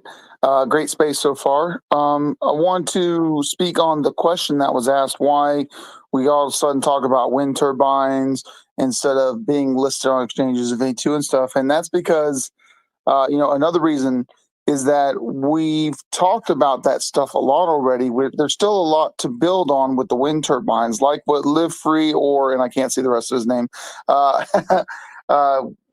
he's sitting on a lot of really good stuff that we don't know yet that's to come. Whereas we know what's happening with V2. We're just waiting for it to happen, right? We know most of what's happening with the exchange and blockchain. We're just waiting for it to happen. But another big thing for that is like y'all were talking about with other exchange listings. Sure, we could get listed on other exchanges, but if they don't play tokenomics, then it's going to be no different than being the ZT exchange, right? The ZT exchange, they listed us without asking the team, and They have zero participation in the burn, zero participation in reflections. And so that's a part of the community that is not getting to take advantage of part of the purpose of Safemoon token in and of itself. And their goal, of course, is to make sure that all exchanges that have Safemoon, once V2 is out, uh, all take part in that tokenomics, which is why we're going to have a white list and a black list. It's going to be, play nice or we don't need you, because we know that between the windmills turning and burning for whatever functionality they put in there, whether it's selling electricity, whether it's powering nodes, whether it's a combination of, it could be powering, those nodes that he's talking about. That's another version of that is a smart mesh network system, right? Which talks about being able to, do transactions on the blockchain and stuff like that without the internet. You don't have to be on the internet to do it because you're connected to this smart mesh network. And it allows you to power a city because these devices can be put into cars, boats, planes, trains, cell phones, to an extent with the software side of it. You have the stores and businesses that can incorporate them, manufacturing that can incorporate them, all this stuff so that data, information can be transferred within the city for operations as well as financial transactions, all smoothly, even without a internet connection, because it's on the smart mesh network. And so, the turbines have a lot of application for future plans of Safemoon, and it's fun to speculate. It's fun to dig into the research and try and find these things out. And so that's why the conversation shifts. And is V2 important? Absolutely. Security measures increase compatibility for pairings, as well as adoption for other items, as well as application with other technologies. So we need that 100%. Is our exchange important? Yes. Let's unify crypto with our exchange with cryptonomics, right? That's the goal. Getting reflections with everything. That's amazing. And then once we have the blockchain, of course, we become the fuel, the gas for everything that happens, just like BNB is on the Binance chain, right? So it's something that, while the topic may shift from time to time away from V2 exchange and blockchain, there is a purpose to it, because all of these things actually will play a part in how Safemoon develops as a token, as a coin, and as a technological company, both in the US and abroad. Dude, you nailed it. I'm not going to speak too much on anything else, but like what you just said about being able to connect with each other within a community is the most important thing, because the internet is awesome. Like the outerlying parts of the internet are great. But what I think Safemoon is trying to do is establish a network to where even if everything else was to be out, it would create a network within that region to which they could still communicate, still transact, and still be viable no matter what happens. And that is the reason why I was talking about like the military EPLARS network, because no matter what happens outside of that space, it is still relative within that ecosystem. Yes. I don't know if that's what they're trying to do, but if they are trying to do that, then they're fucking brilliant. That's all I'm going to say. EPLARS is definitely a fantastic system. I was Army for 8.5 years, so I have the basic concept of it. I didn't use it too much, but we got learned on it a little bit. But the smart mesh network, that IoT with IOTA, which is the actual nodes themselves, entanglements with that, which is the processing, which becomes smart processing, really, because not only is it processing the transactions quickly, but it's learning, it's taking analytical data, it's growing intellectually from the point that they become more efficient, they become smarter. So it's called a smart mesh network, not just because everything's connected, but while everything's connected, it's getting smarter with its connections, so it's becoming more efficient. And when you apply that to an industry, right, an industrial building, or then you expand it to city blocks, traffic, the actual lighting system of the city, how communications, secure information's transmitted, all these things, how government is run, it changes the entire landscape of the industry, because right now everything's old school. I remember when I first joined the military. This is a perfect example. When I first joined the military, if you wanted to take leave, let's say your wife had a kid and you want to take some leave so that you can be home with the baby for a little bit, right? Get to know your brat before you head out again. And I love all three of my kids, by the way. But you had to file the paperwork, and it was triplicate form with carbon paper because there was no other way to do it. And they had a copy went to the company, a copy went with you, and a copy of it went to battalion. So you had to file in triplicate form. Well, then, more and more printers and copy machines and fax machines started getting incorporated into the offices and stuff. So you could just do one form, and then they'd make copies of it.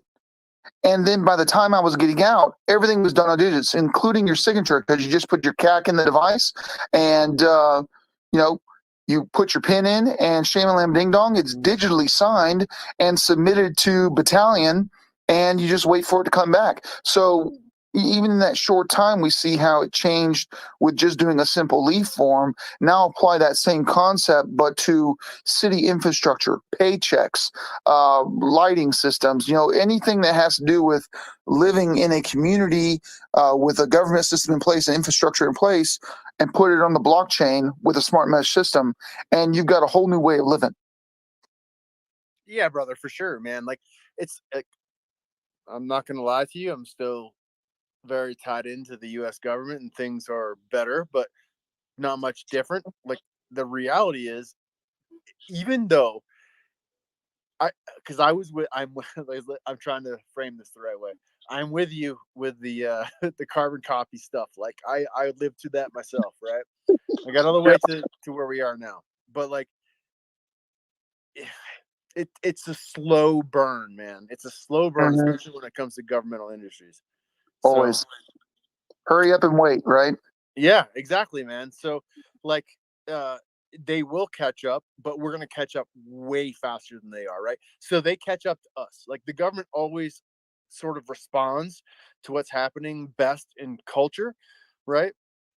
Maybe it's a good byproduct, maybe it isn't. I'm not sure. But what I can say is that DeFi, where we are right now, we're talking about Safemoon. We're talking about the grander scheme of the way to live our lives and live well.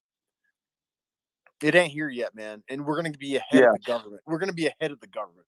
100% we are. But like I was saying before, I'm just lucky. I feel fortunate. I'm happy every day. I made it through a bunch of wars, and I'm super grateful that I'm still alive and that I have found the means to a better financial future. All I have to do is support it, just like everybody else here. And that's kind of like the thing I wanted to preach the whole time, is that no matter what happens, the biggest thing that Safemoon has going for it is fucking community, dude. 100%. No doubt about it. Like anything else, it's the community. Because there's no way that if enough people get behind a project for a good reason, that it can't be successful, especially in 2021, man. And that's all I'm saying. Again, I'm getting off my soapbox. I'm gonna live it up to the rest of y'all. Thanks so much. I want to listen to what you have to say. Hey, thank you very much, Live for Your Diehard. I appreciate that. Anyway, those were the comments I had. Generation Crypto, great logo, by the way. Yeah. Well, thank you so much for responding, and thanks for your comments on my logo. I want to thank both you guys for your service. I know that especially nowadays that doesn't get said enough, especially with the current climate of things here, without getting into politics. But I think you guys are absolutely right when you guys talk about the way things are moving as far as not needing the same centralized systems that we currently rely on.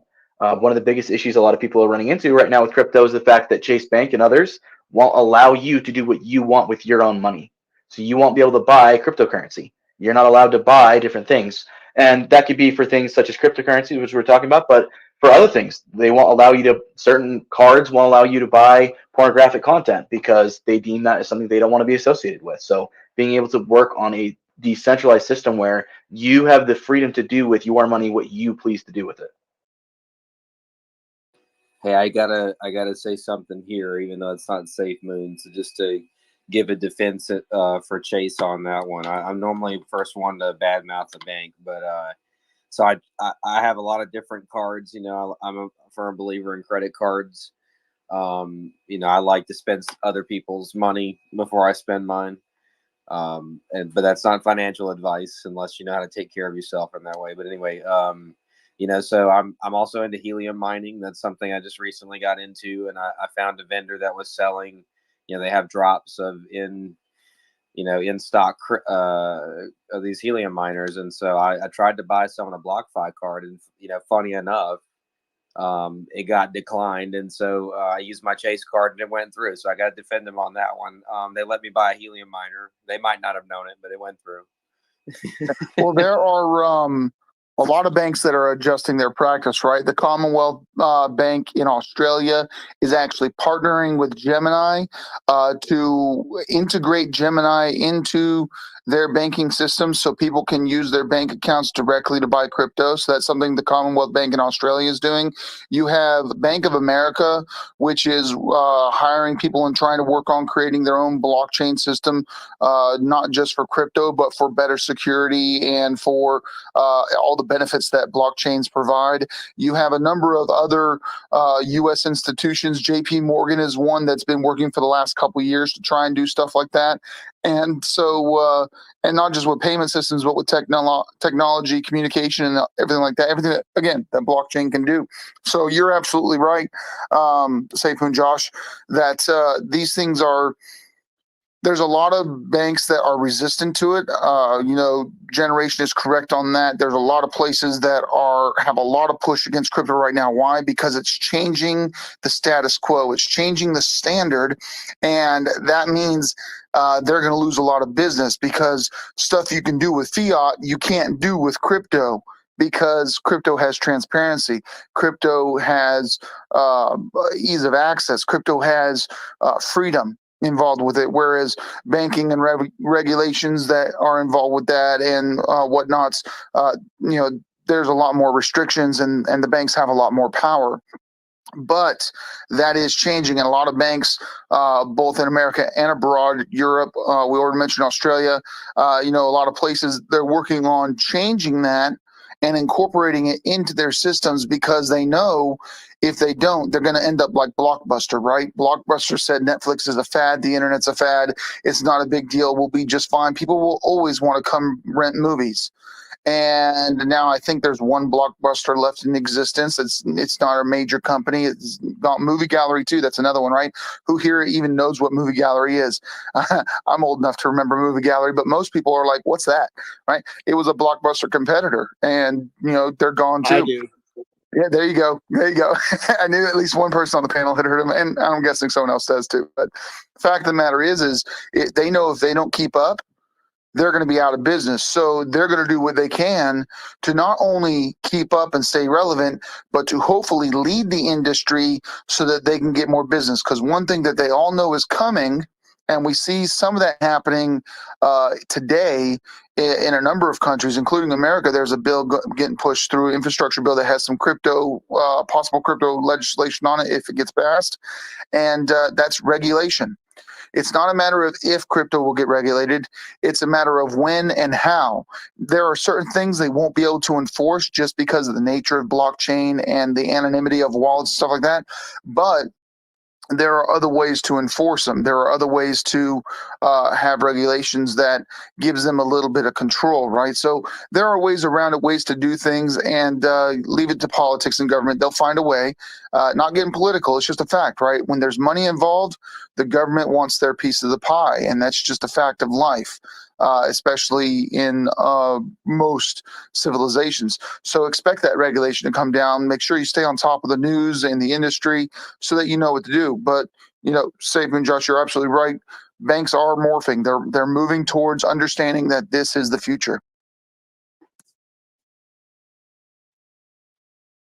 Right. It's like I said, I definitely would be the first one to kind of talk, down against banks, how they lend money out that they don't really have.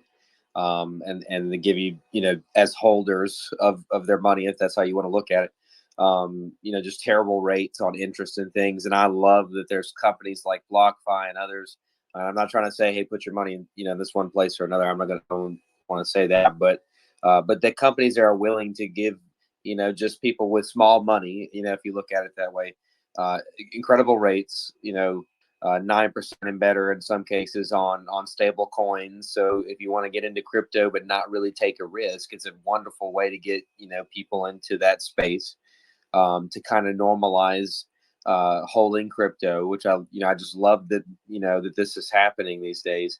And that usually leads people into if you take a little bit of USDC or something like that and then turn that into, a coin and try it out, you trade, that gets people into that space. And it's a great thing. And so, I'm not saying, hey, get rid of your bank or whatever. But it's nice. It's nice to know that if I'm going to bank with somebody, that they would play nice with crypto or something, knowing that that's where you want to start holding your assets. And if your bank isn't playing nice, then my suggestion would be to start looking for another one. And so I had to defend them on that one. My Chase card got me a couple of Helium miners where, I'm just kind of glad I had it. To piggyback on what y'all are discussing, and actually Viking kind of beat me to the chase on it. So like I worked in big box retail for a good 20 years. And I worked in it before, internet was mainstream. So you had the catalog department, everybody calling in, ordering out of the catalog book. And a lot of the big box retailers kind of buckled up and just, refused to get online. And it started affecting the business. And by the time they get online, there's already online stores out there that's pure online, and it affected the business. And you see a lot of retailers now, one of which I work for, is they're kind of going under. And on top of that, going into the banks, I see a strong comparison with what went on with the big box retailers and the internet back in the day to what's going on with the banks. You have banks who refuse, who just are totally against crypto. Then you have banks like, Bank of America. I bank with USAA, don't have a problem with them at all. And the banks who are pro crypto are going to still be around in the future. The ones that refuse and bullheaded, they're not. And like Viking said, with the Bank of Australia partnering with Gemini, I can see a lot of banks who are pro crypto that would actually partner up. I can actually see, it wouldn't surprise me if you see banks in the future who actually open up their own exchanges. Oh yeah, for sure. I think if you see the first mainstream bank, someone brought up, JP Morgan, Chase, whatever, you start seeing a banker go, all right, I'm going to have my own coin, like a stable coin or something like that. I think that would be huge. I think that would be the first way that, just from having a, your online app or whatever already, and then you can incorporate a crypto wallet within that, to easily trade in and out fiat, whatever, for low fees or no fees. And then with couple that with a good interest rate that comes with crypto, for those few people that want to get in on that, I really think that would be a game changer. And whether or not you're a mainstream bank or whatever, I think even someone who would be new in that space would just attract a lot of new customers, just because they'd be the first to offer that. So I don't know. I mean, go ahead and take that idea if you want it.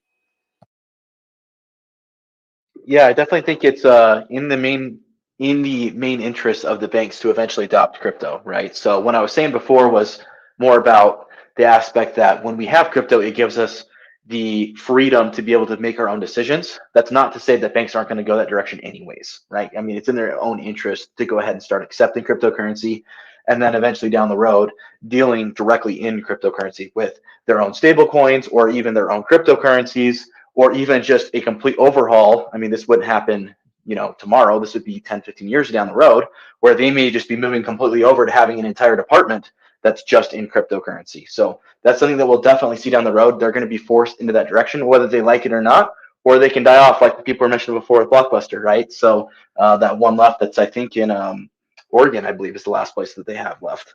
Yeah, I think so. Well, listen, Generation, I really appreciate you bringing me up and allowing me to talk and answer some questions and whatnot. I really do appreciate it. I'm going to drop back down to listening. I've got a sick kid I'm taking care of and spending some time with. But folks, never stop learning. If you remember, there's no stupid question. Ask if you don't know, because you know, the best way to learn is to ask. Do some research, figure it out, and these spaces is a perfect space, perfect place to ask questions, because that's what, you know, all of us here on the panel and other spaces do. We're here to help answer questions and help folks out. We learn too. It's not just us talking; it's us learning too. But it's what we love doing, and so we're thankful that y'all are here. Thank you for your time, Viking. Thank you for coming up and being willing to share your knowledge and information with the panel. Yes, sir. Thank you, and see y'all next time. See you later. Also, hello, Safemoon Dreaming. This is my partner in crime, by the way, folks. Hey, Viking, good to see you. Thanks, Generation Crypto, for bringing me up. I'd like to add on to what banks are going to be doing and what we're going to see from them. There's currently over 90 countries in the world that are bringing in CBDCs, which are central bank digital currencies. And what these are is that it is digital money that is backed to your country and the fiat currency that the country is using. And like I said, there are over 90 countries right now in the world that are looking into CBDCs, including the United States. And they're just trying to figure out exactly how to do it. But you're going to be seeing more and more of it coming up. Right now, Nigeria has a CBDC that they just launched. It's one of the few. The other country that's just about to launch is the Bahamas with the sand dollar. I don't know if any of you guys have heard of these at all. Have you? This is actually the first time hearing about it, so please continue.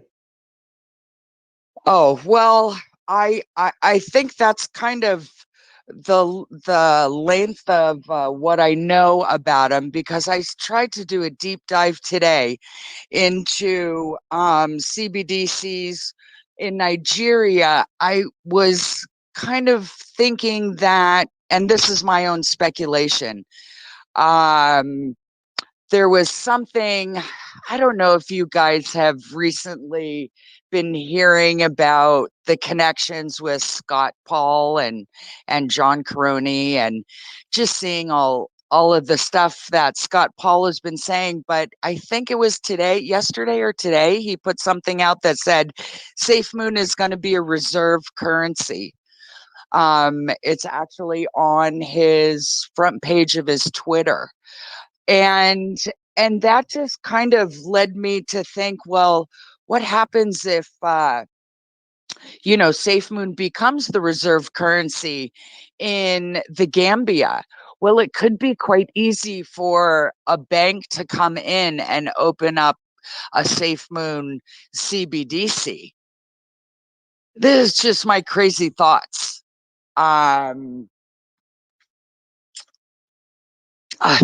That, when I have more information on it, I promise to bring it up to the plate. But it's just also something else to think about, because so much of the world is, all these banks are trying to get into the crypto game. And it's, how do they do it? Because if they don't do something, like a Viking was saying, they're going to lose out. They're going to be closing, and they're not going to be able to move forward. So they really have to do something. Don't you agree?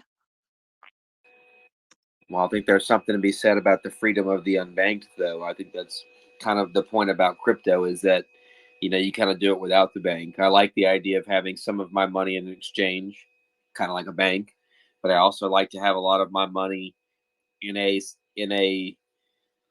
centrally owned wallet, like, that's mine, just like you would cash on hand, And so if your idea is to get from fiat to crypto, and your idea of holding money, cash in hand, if that's the way you think, then you'd also always want to just have your own wallet. And then for something like Safemoon with tokenomics and having your own centrally owned wallet, like that's just an investor's dream, if you ask me. I think that's the part that a lot of people are excited about. Then you get people that are just excited about, you know, exchange and price and stuff like that, and that's cool too. But you know, I like wide adoption of all crypto and tokenomics and spending and just and be done with fiat altogether. That's what I would like to see. Oh, absolutely.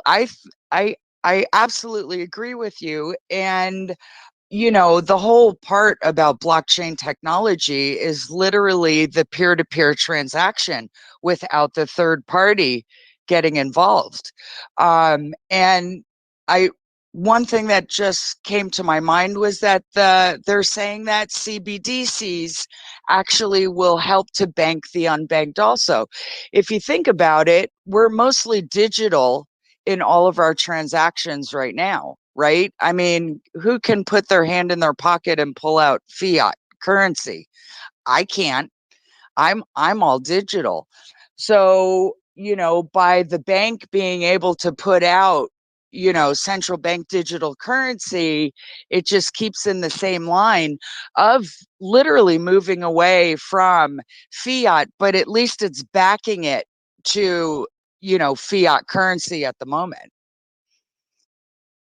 Oh, for sure. And I think that's one of the cool things about crypto is even with the backing being fiat or whatever you want it to be, I think that it's an interesting fact that when when you have crypto and you can see the real time price of it, you know exactly what that means behind it, the volume behind it, the value behind it. And then you look at fiat currency like, you know, the US dollar, for instance, and you have this mindset like, oh, it's always worth $1. But no one really thinks about that. You know, if you thought about it in the same sense as a crypto, it's like it's constantly being printed. The value is constantly going down. You know, there's honestly, if you thought about it like it were a crypto, and I started to recently, it's like I don't want this anymore. You know, I do what I have to you know to survive. You know, and pay my bills and things. But like I'm starting to look at crypto like an asset, just like the government does, and I'm trying to make the best decisions I can about increasing the value of my assets now while they're not worth anything, knowing, you know, we all do. No matter what crypto we're talking about, other than rug pulls, anything with a utility, you know, is going to be worth way more than whatever you're paying for it now. It's a great idea to invest in crypto as a general idea, diversifying or whatever it is that you choose to do. But I think we're all here for the same reasons to discuss all of that. You know, and I just love that it seems like a very nice space to be in right now. A lot of good, you know, educational things going on in that blockchain space. A lot of technology emerging and stuff. And as long as we can stay away from the FUD and that kind of stuff that comes with it, I think, you know, it's a great.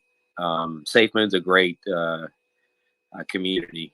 Like someone else said, I think that's the good thing. Oh, I absolutely agree with you. The utility, I mean, you guys, we don't even know, you know, 80% of what Corona is doing.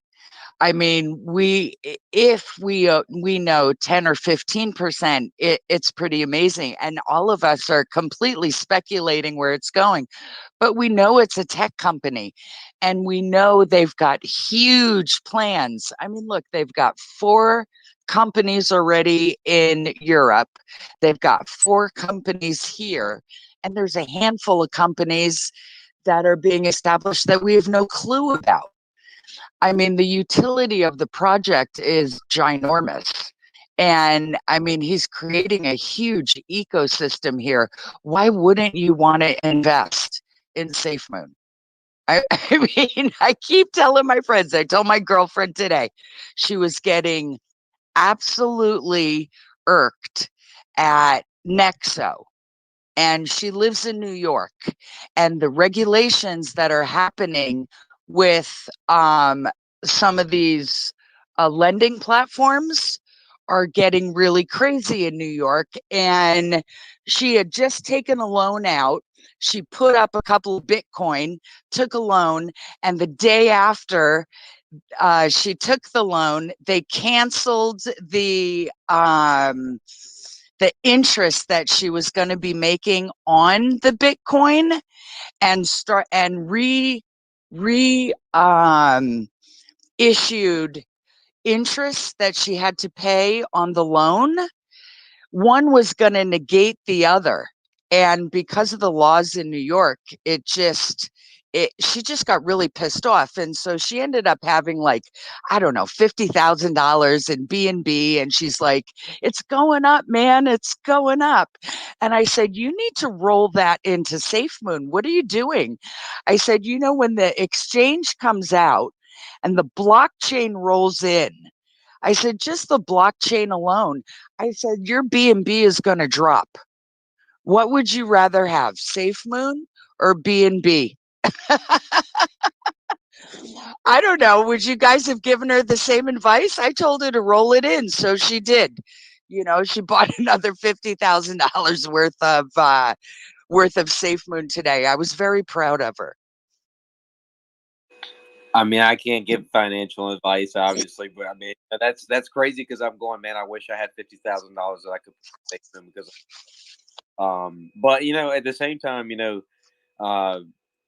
it's not financial advice, but I think I probably would have put at least half of that in Safemoon, sure. But I also have other, like I said, ventures in the crypto space, and I mean, there's really other good projects out there. Safemoon's a great project.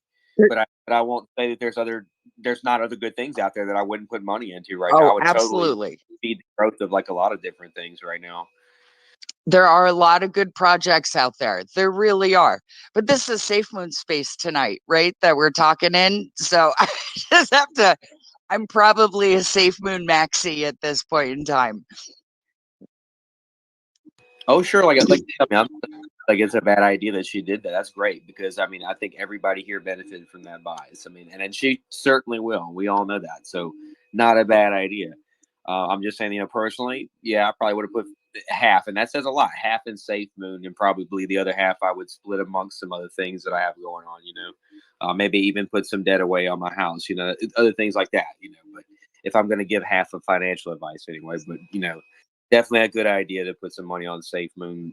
She's gonna thank you for that later, I'm sure. Oh, absolutely. Yeah, now we're looking for safe havens to move to because we think that the United States is going to ream us in taxes. Yeah, you gotta have kind of like an exit plan, and that's with any crypto.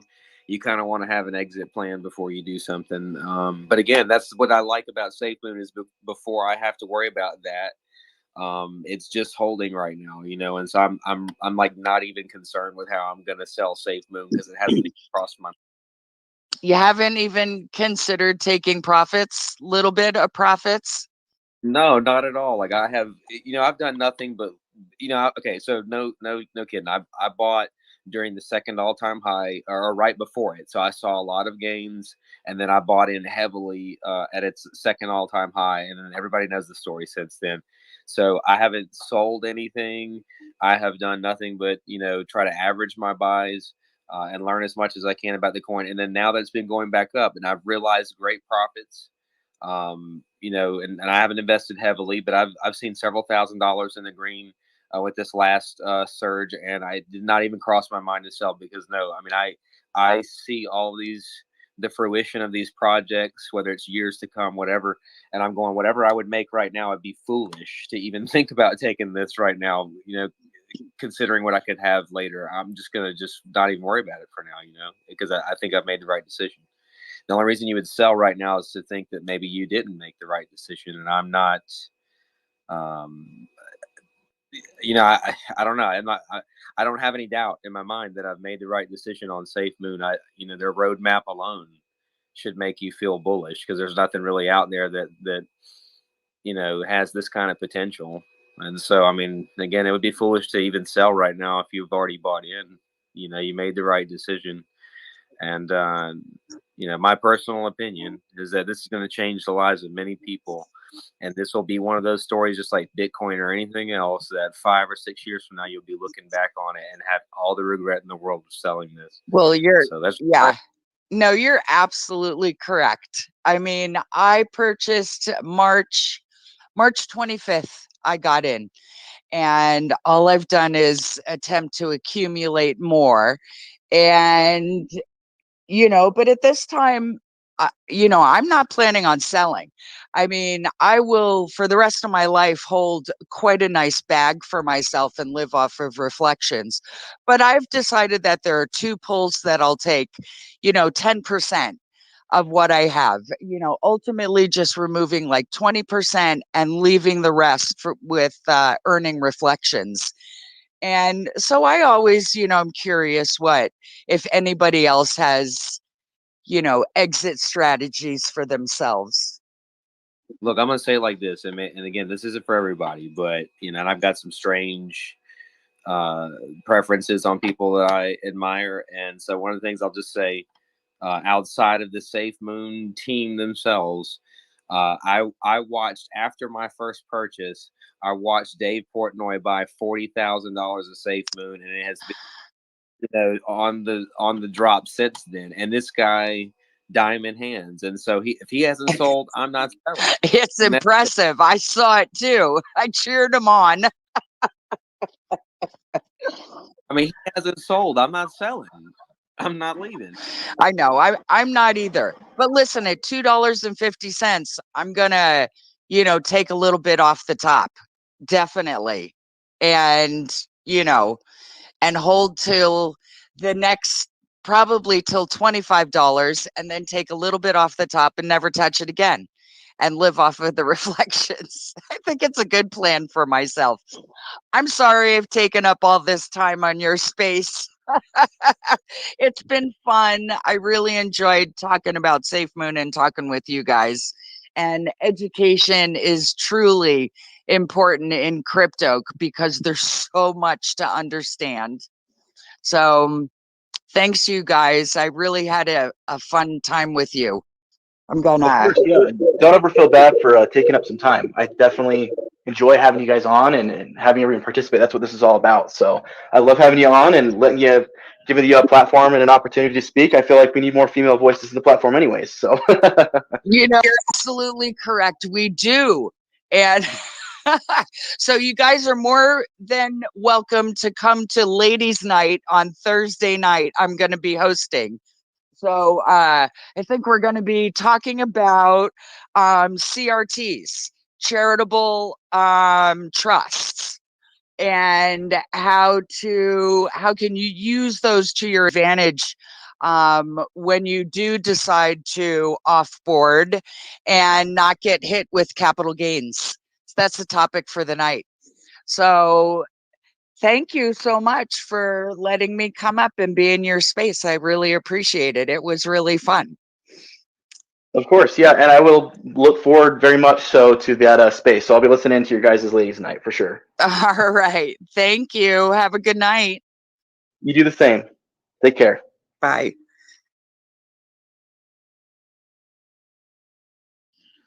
Awesome. Well, thanks everyone for participating. If anyone else has any other questions or wants to come up and give their little 2 cents in or have any questions, feel free to come on up and speak. We'd love to have everyone listen in from the community and get their opportunity to have their voices heard or their questions answered. So I know that a lot of us on here are just members of the community ourselves. We're not experts per se or members of the development team, but some of us here have been involved with the project for some time now, and we can answer questions if we know them, and if we don't, we'll let you know that we don't, and we'll point you hopefully in the right direction, or let you know that no one at this point knows that, because unfortunately there's a few things with Safemoon right now that none of us know, like, because of NDAs and other things going on that we're all looking forward to hearing more about. So if anyone else has anything else to say, feel free to speak.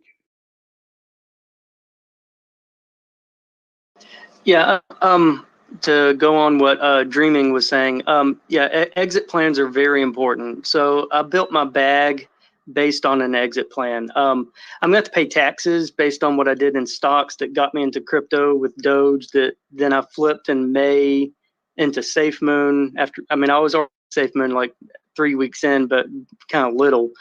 And then I saw my bag just plummet, but I kept buying in over time, which helped me build it got me to my bag goal, but I then exceeded my bag goal. So I have a little bit that I plan to sell. I'm going to wait until like April to sell for taxes, bare minimum that I can do.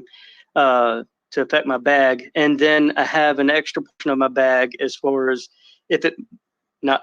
when it moons, I sell that, can retire, and then the rest of my bag live off reflections.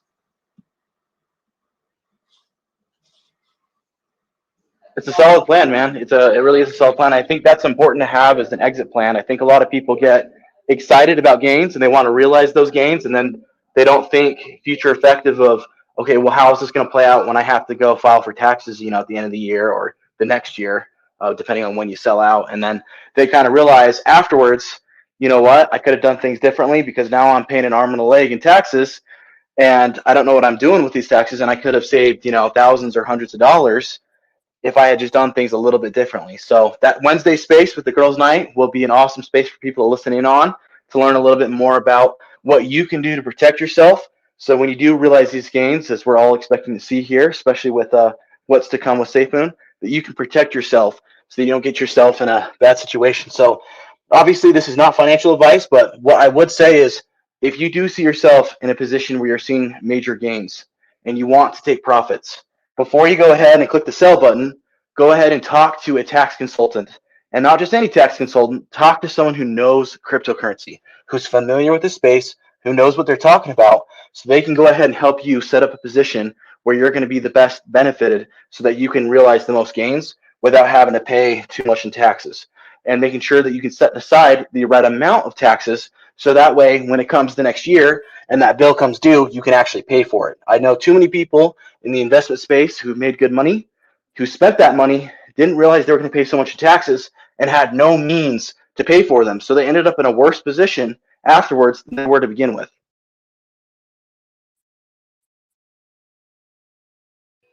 I'm not a financial advisor, and I'm not going to say which way you want to do it. So you should probably do your own research and figure out a way to get it there. But I would honestly say don't rush what you think you want to do with those gains. One of the things that people do, all the time is that they will take, whatever their position is that they're at, that they want to kind of save, and trade that into a stable coin. If you don't know what I'm talking about, that's where you do your research.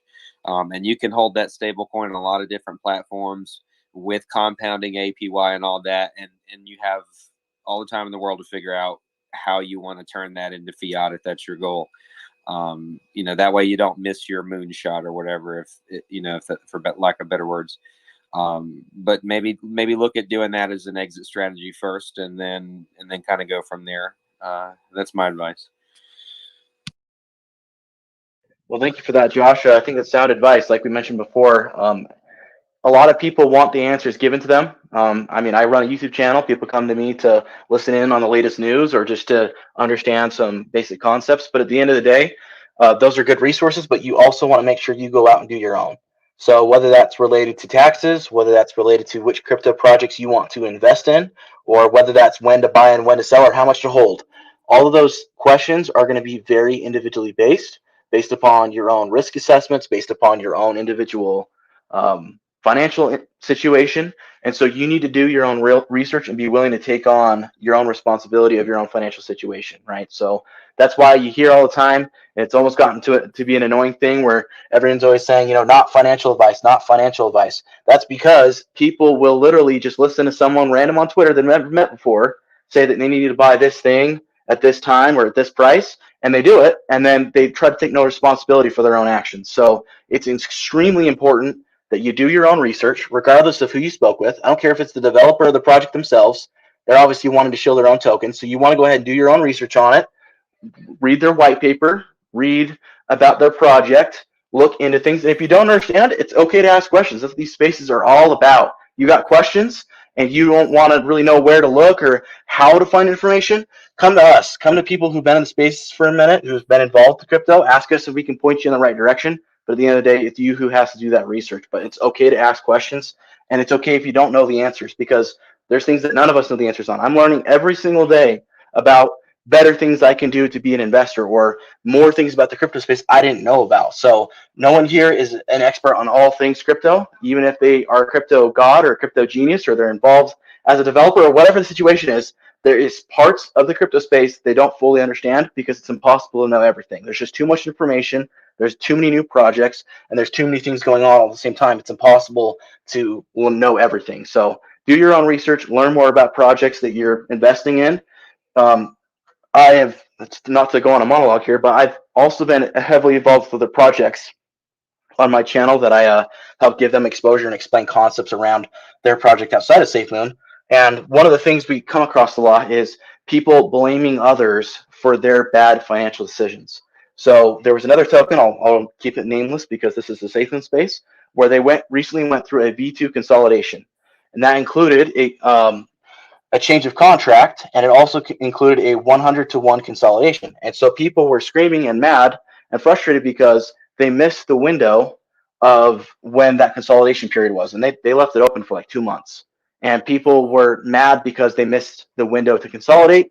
They were mad because when they did get the money, or rather their tokens, it was 100th the amount that they had before, and they had thought that was a mistake and they were being scammed. So the reality is, whatever you're investing in, it's not good enough to just throw your money out and say, I'm going to come back in 5 years. Now, I understand the sentiment. People want to go ahead and throw their money and not think about it and come back. You know, that's the dream, to forget about your investment and come back in 5 years and all of a sudden it's worth all this money, which is great. But it's also important, and you don't have to go back and look at your bag per se, but it's also important to stay roughly up to date on what's going on with the project. Maybe that project dies.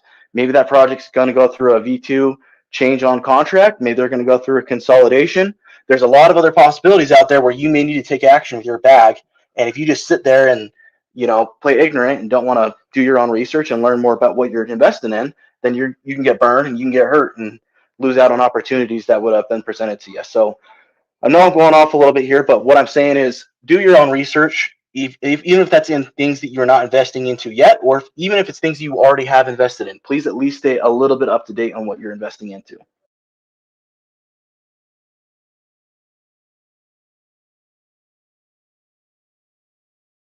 I know that was quite a bit of a monologue there. I saw some people throwing up the 100% on there, so it seems that some people at least agree with what I'm saying there. If anyone else there, I know that we've kind of had the same few people up here speaking. Want to give everyone here an opportunity that would like to speak to come up. You can go ahead and request if you're on a mobile device in the bottom left corner. You can go ahead and send a request form there, and I will go ahead and bring you up, give you an opportunity to ask questions, speak your mind, anything that you would like to do. You're welcome to come up and talk. We'd like to get more people up here and an opportunity to speak. So if you'd like to come up and ask a question or speak, go ahead and request to do so, and we'll bring you right up to talk now. But just while we're here with the 3 people that we do have up here, I think we should change the subject here a little bit. What is everyone's thoughts on TAF? We know that, to give some preface here for those that don't know, there's a project going on in the Gambia where they're planning to build a city. It's in conjunction with 8 other countries, where they're going to build basically a completely green city where they will be able to house all the people in this area. There's a lot going on with it. There's a 30-minute video on YouTube if you'd like, and I can go ahead and post up here in the space if people would like that. That goes over what they're doing with that project, and there has been a lot of speculation and rumors that Safemoon has been involved. John has spoken a little bit about this on Discord, basically saying that he can't speak about this at this time.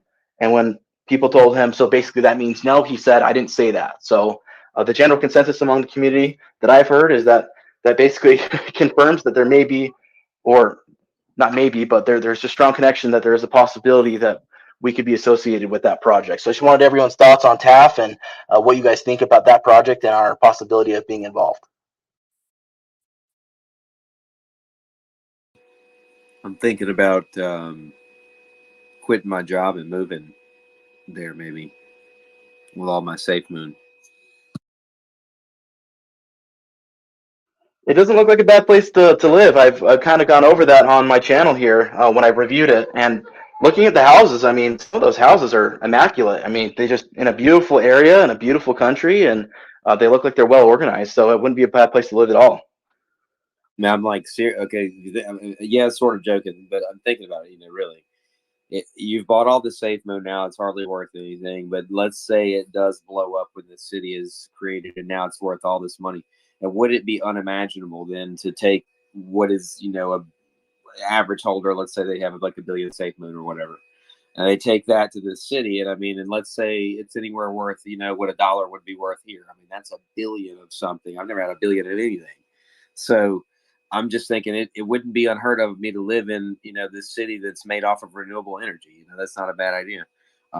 and to do something maybe for a community where I could like actually be a part of it and not, you know, feed this capitalism beast in America. And again, I don't want to be too political here, but still, to me, it sounds like a viable option to like reset life and do something that's meaningful and happy. So I don't know, like honestly, all joking aside, there is sort of like a realistic view of that maybe that might be the way. So I don't know. We'll see how things go.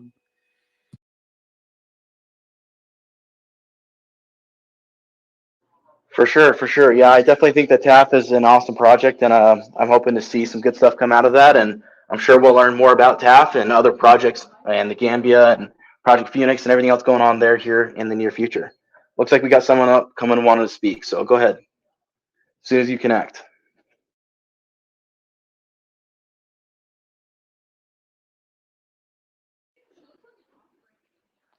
Looks like TBT, you wanted to come up and speak. The floor is yours. I'm going to be eating some food here, so if I'm silent for a second. Someone asks me a question. Just hold on while I clear my mouth.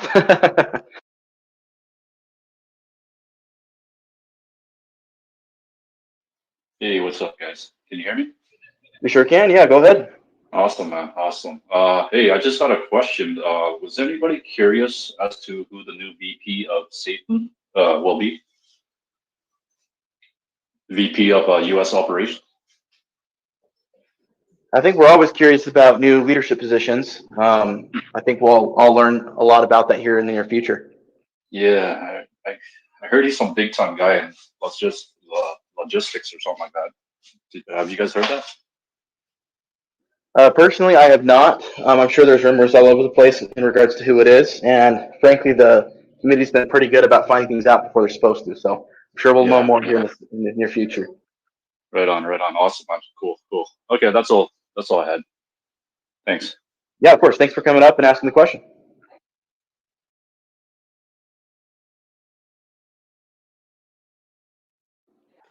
Yeah, I don't know too much about that. The city. I mean, I looked into it, but I don't know all that much about it or info on it. But I did see that that Discord comments by John, and I was in the same boat. I felt like that was kind of a hard confirmation without actually saying it.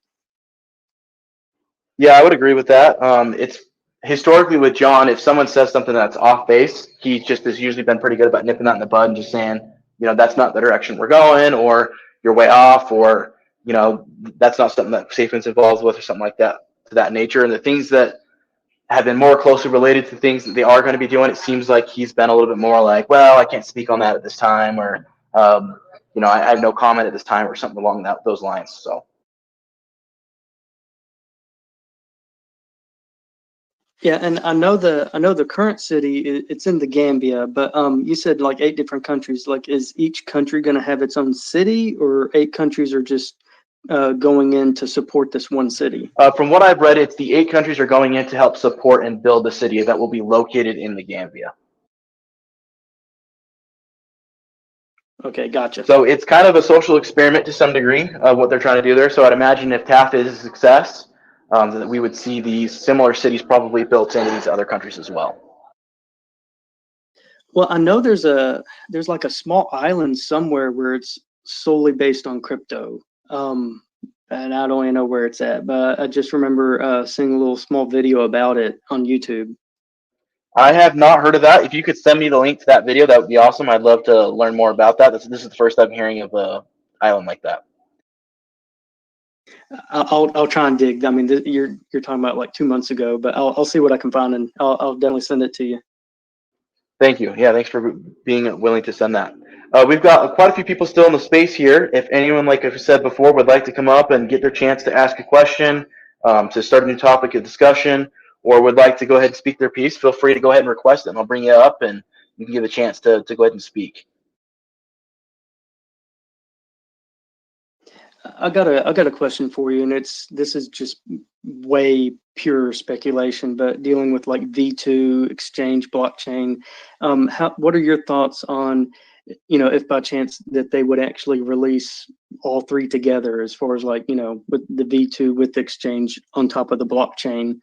To me, it kind of makes a little sense as far as like with them saying like exchanges, two big exchanges coming, to me it would make more sense that they would do those big exchanges with the blockchain.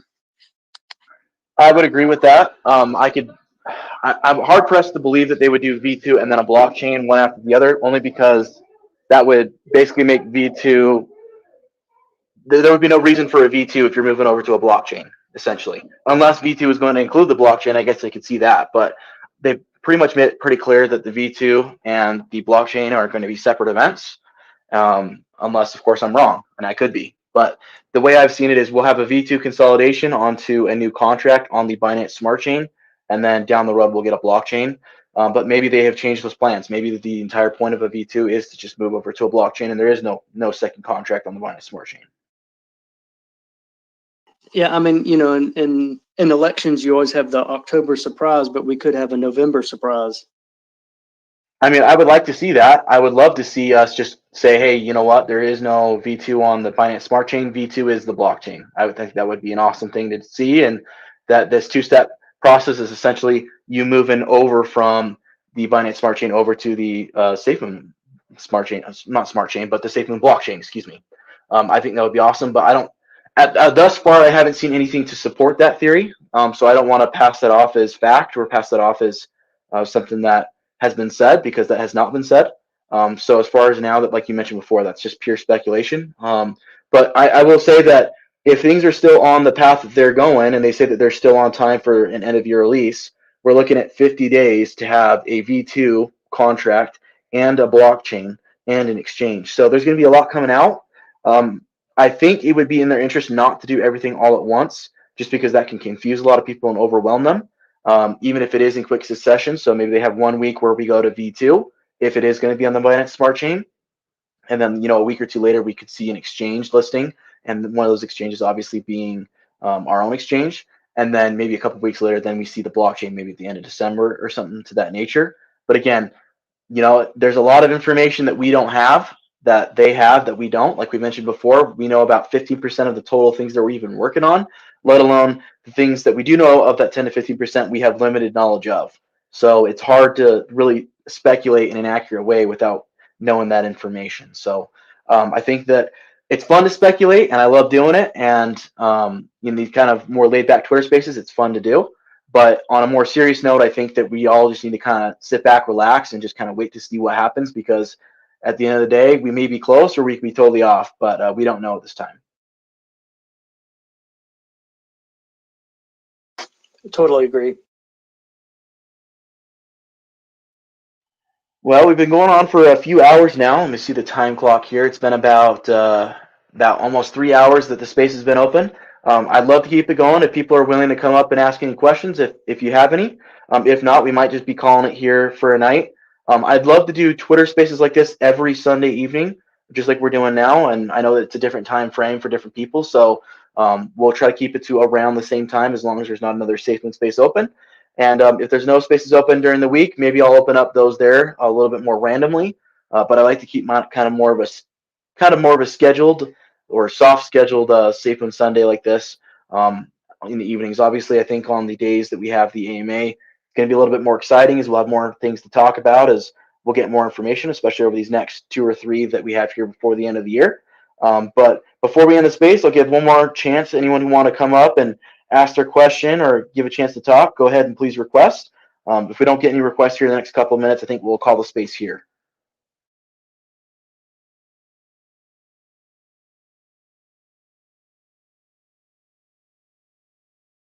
Hey, Woody, welcome up to the Twitter space. The floor is yours. Hey guys, good evening. How's everything going? Going pretty good. How are you, man? I'm good. Just a question, I'm just trying to get your guys' opinion on, I don't know if it was John or Papa that, they've spoke about it in the past about it may not be POW, it may not be POS, the new blockchain. What could it possibly be? There's so many different speculations out there, whether it could be, proof of stake, proof of work, or, I don't know. I'm just trying to get an idea of what other people may think that it could possibly be. in my knowledge of the crypto space and blockchain technology, there was only proof of work and proof of stake. But they kind of put it out there like that it may not be either or. So I'm just trying to get like a perspective of from other people of what what you may think that it may possibly actually be. That's a good question. So, if you don't mind, I'll take this, and then if you want to take it after, you're welcome to. The funny thing is when cryptocurrency first came out, the only option was proof of work. That was pretty much the only option. Proof of stake wasn't a thing until later on a forum. I can't remember the exact date. There was someone who kind of asked, what if there was a better way to do this where we didn't have to rely on mining essentially to make this happen? And that was kind of the first time that proof of stake was even suggested. And then shortly after, we've had some cryptocurrency projects successfully implement proof of stake. From what we've heard from John is that they're doing something different, is what they've told us. They're doing their own thing. So my assumption would mean that they're not doing proof of stake and they're not doing proof of work. The rumor I've heard is it's going to be called a proof of concept, and that's going to be in relation to their Internet of Things. And most likely, I would assume, and again, this is just assumptions and speculation, that has to do partly with the wind turbines themselves being and acting like nodes in their own proof of concept IoT system. That would be my suggestion, or rather my assumption based on the information presented. But at this time, we don't have anything that's set in stone or that has been confirmed yet. Anyways. Right. Yeah, I totally agree. I mean, at this point, nobody knows. I mean, the way this entire project and everything from Safemoon, it's like nobody knows.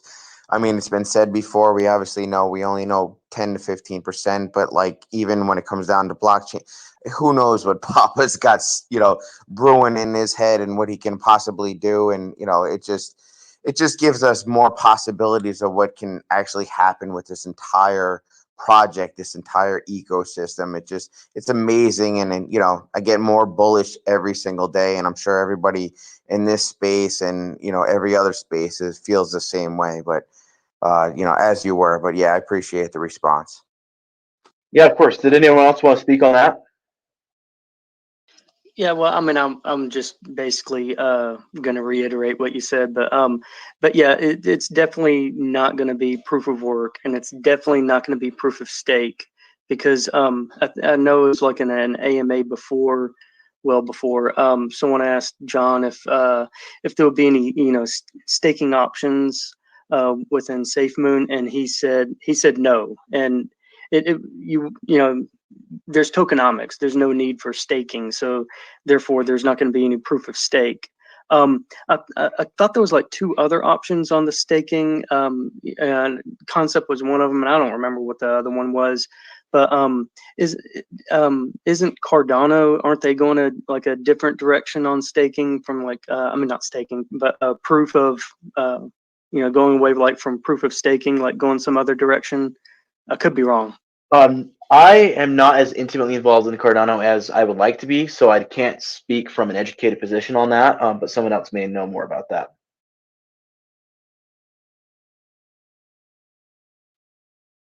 Yeah, I don't know anything on it.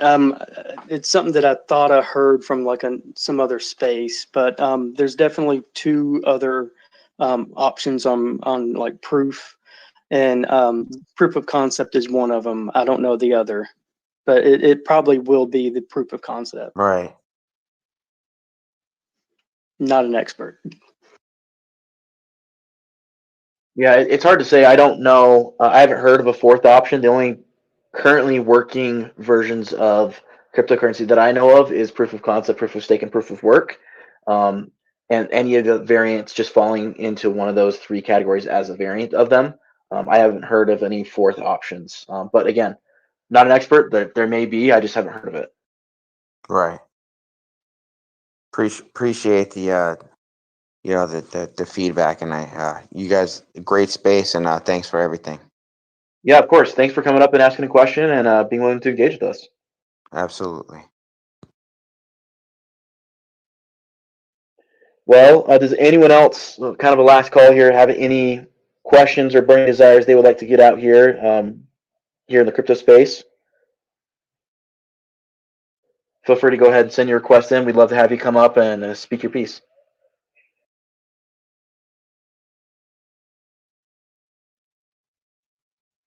Well, if not, that's been a great space, guys. Thank you so much for everyone who's participated and came in to listen in on it.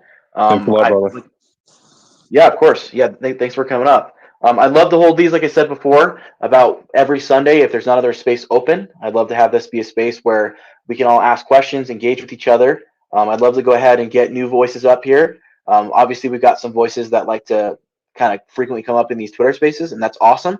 We'd love to hear from them, but I also want to give the chance for everyone else to also get a chance to ask their questions and speak anything else that they have going on their mind. It will also be live streamed every week on my channel as well. So if you're traveling or unable to get to the live stream but wanted to listen in on what was said, feel free to go ahead and catch it there on my channel. And feel free to also ask questions there if you can't get to Twitter for any other reasons that way as well. And we'll try to make this a weekly thing when I can. If not, I'll try to let you guys know in advance on Twitter so you guys don't miss out on that. And thank you guys for participating, and hopefully we'll see this every week. And then if not, I might do some occasionally throughout the week as well if there's not a Twitter space open and I have time. I get pretty busy during the week though with editing videos and getting content out through the week and doing my own research that way. So no guarantees on weekly spaces like this, but if there's a time and an opportunity that's open, I'll go ahead and open up a space again. So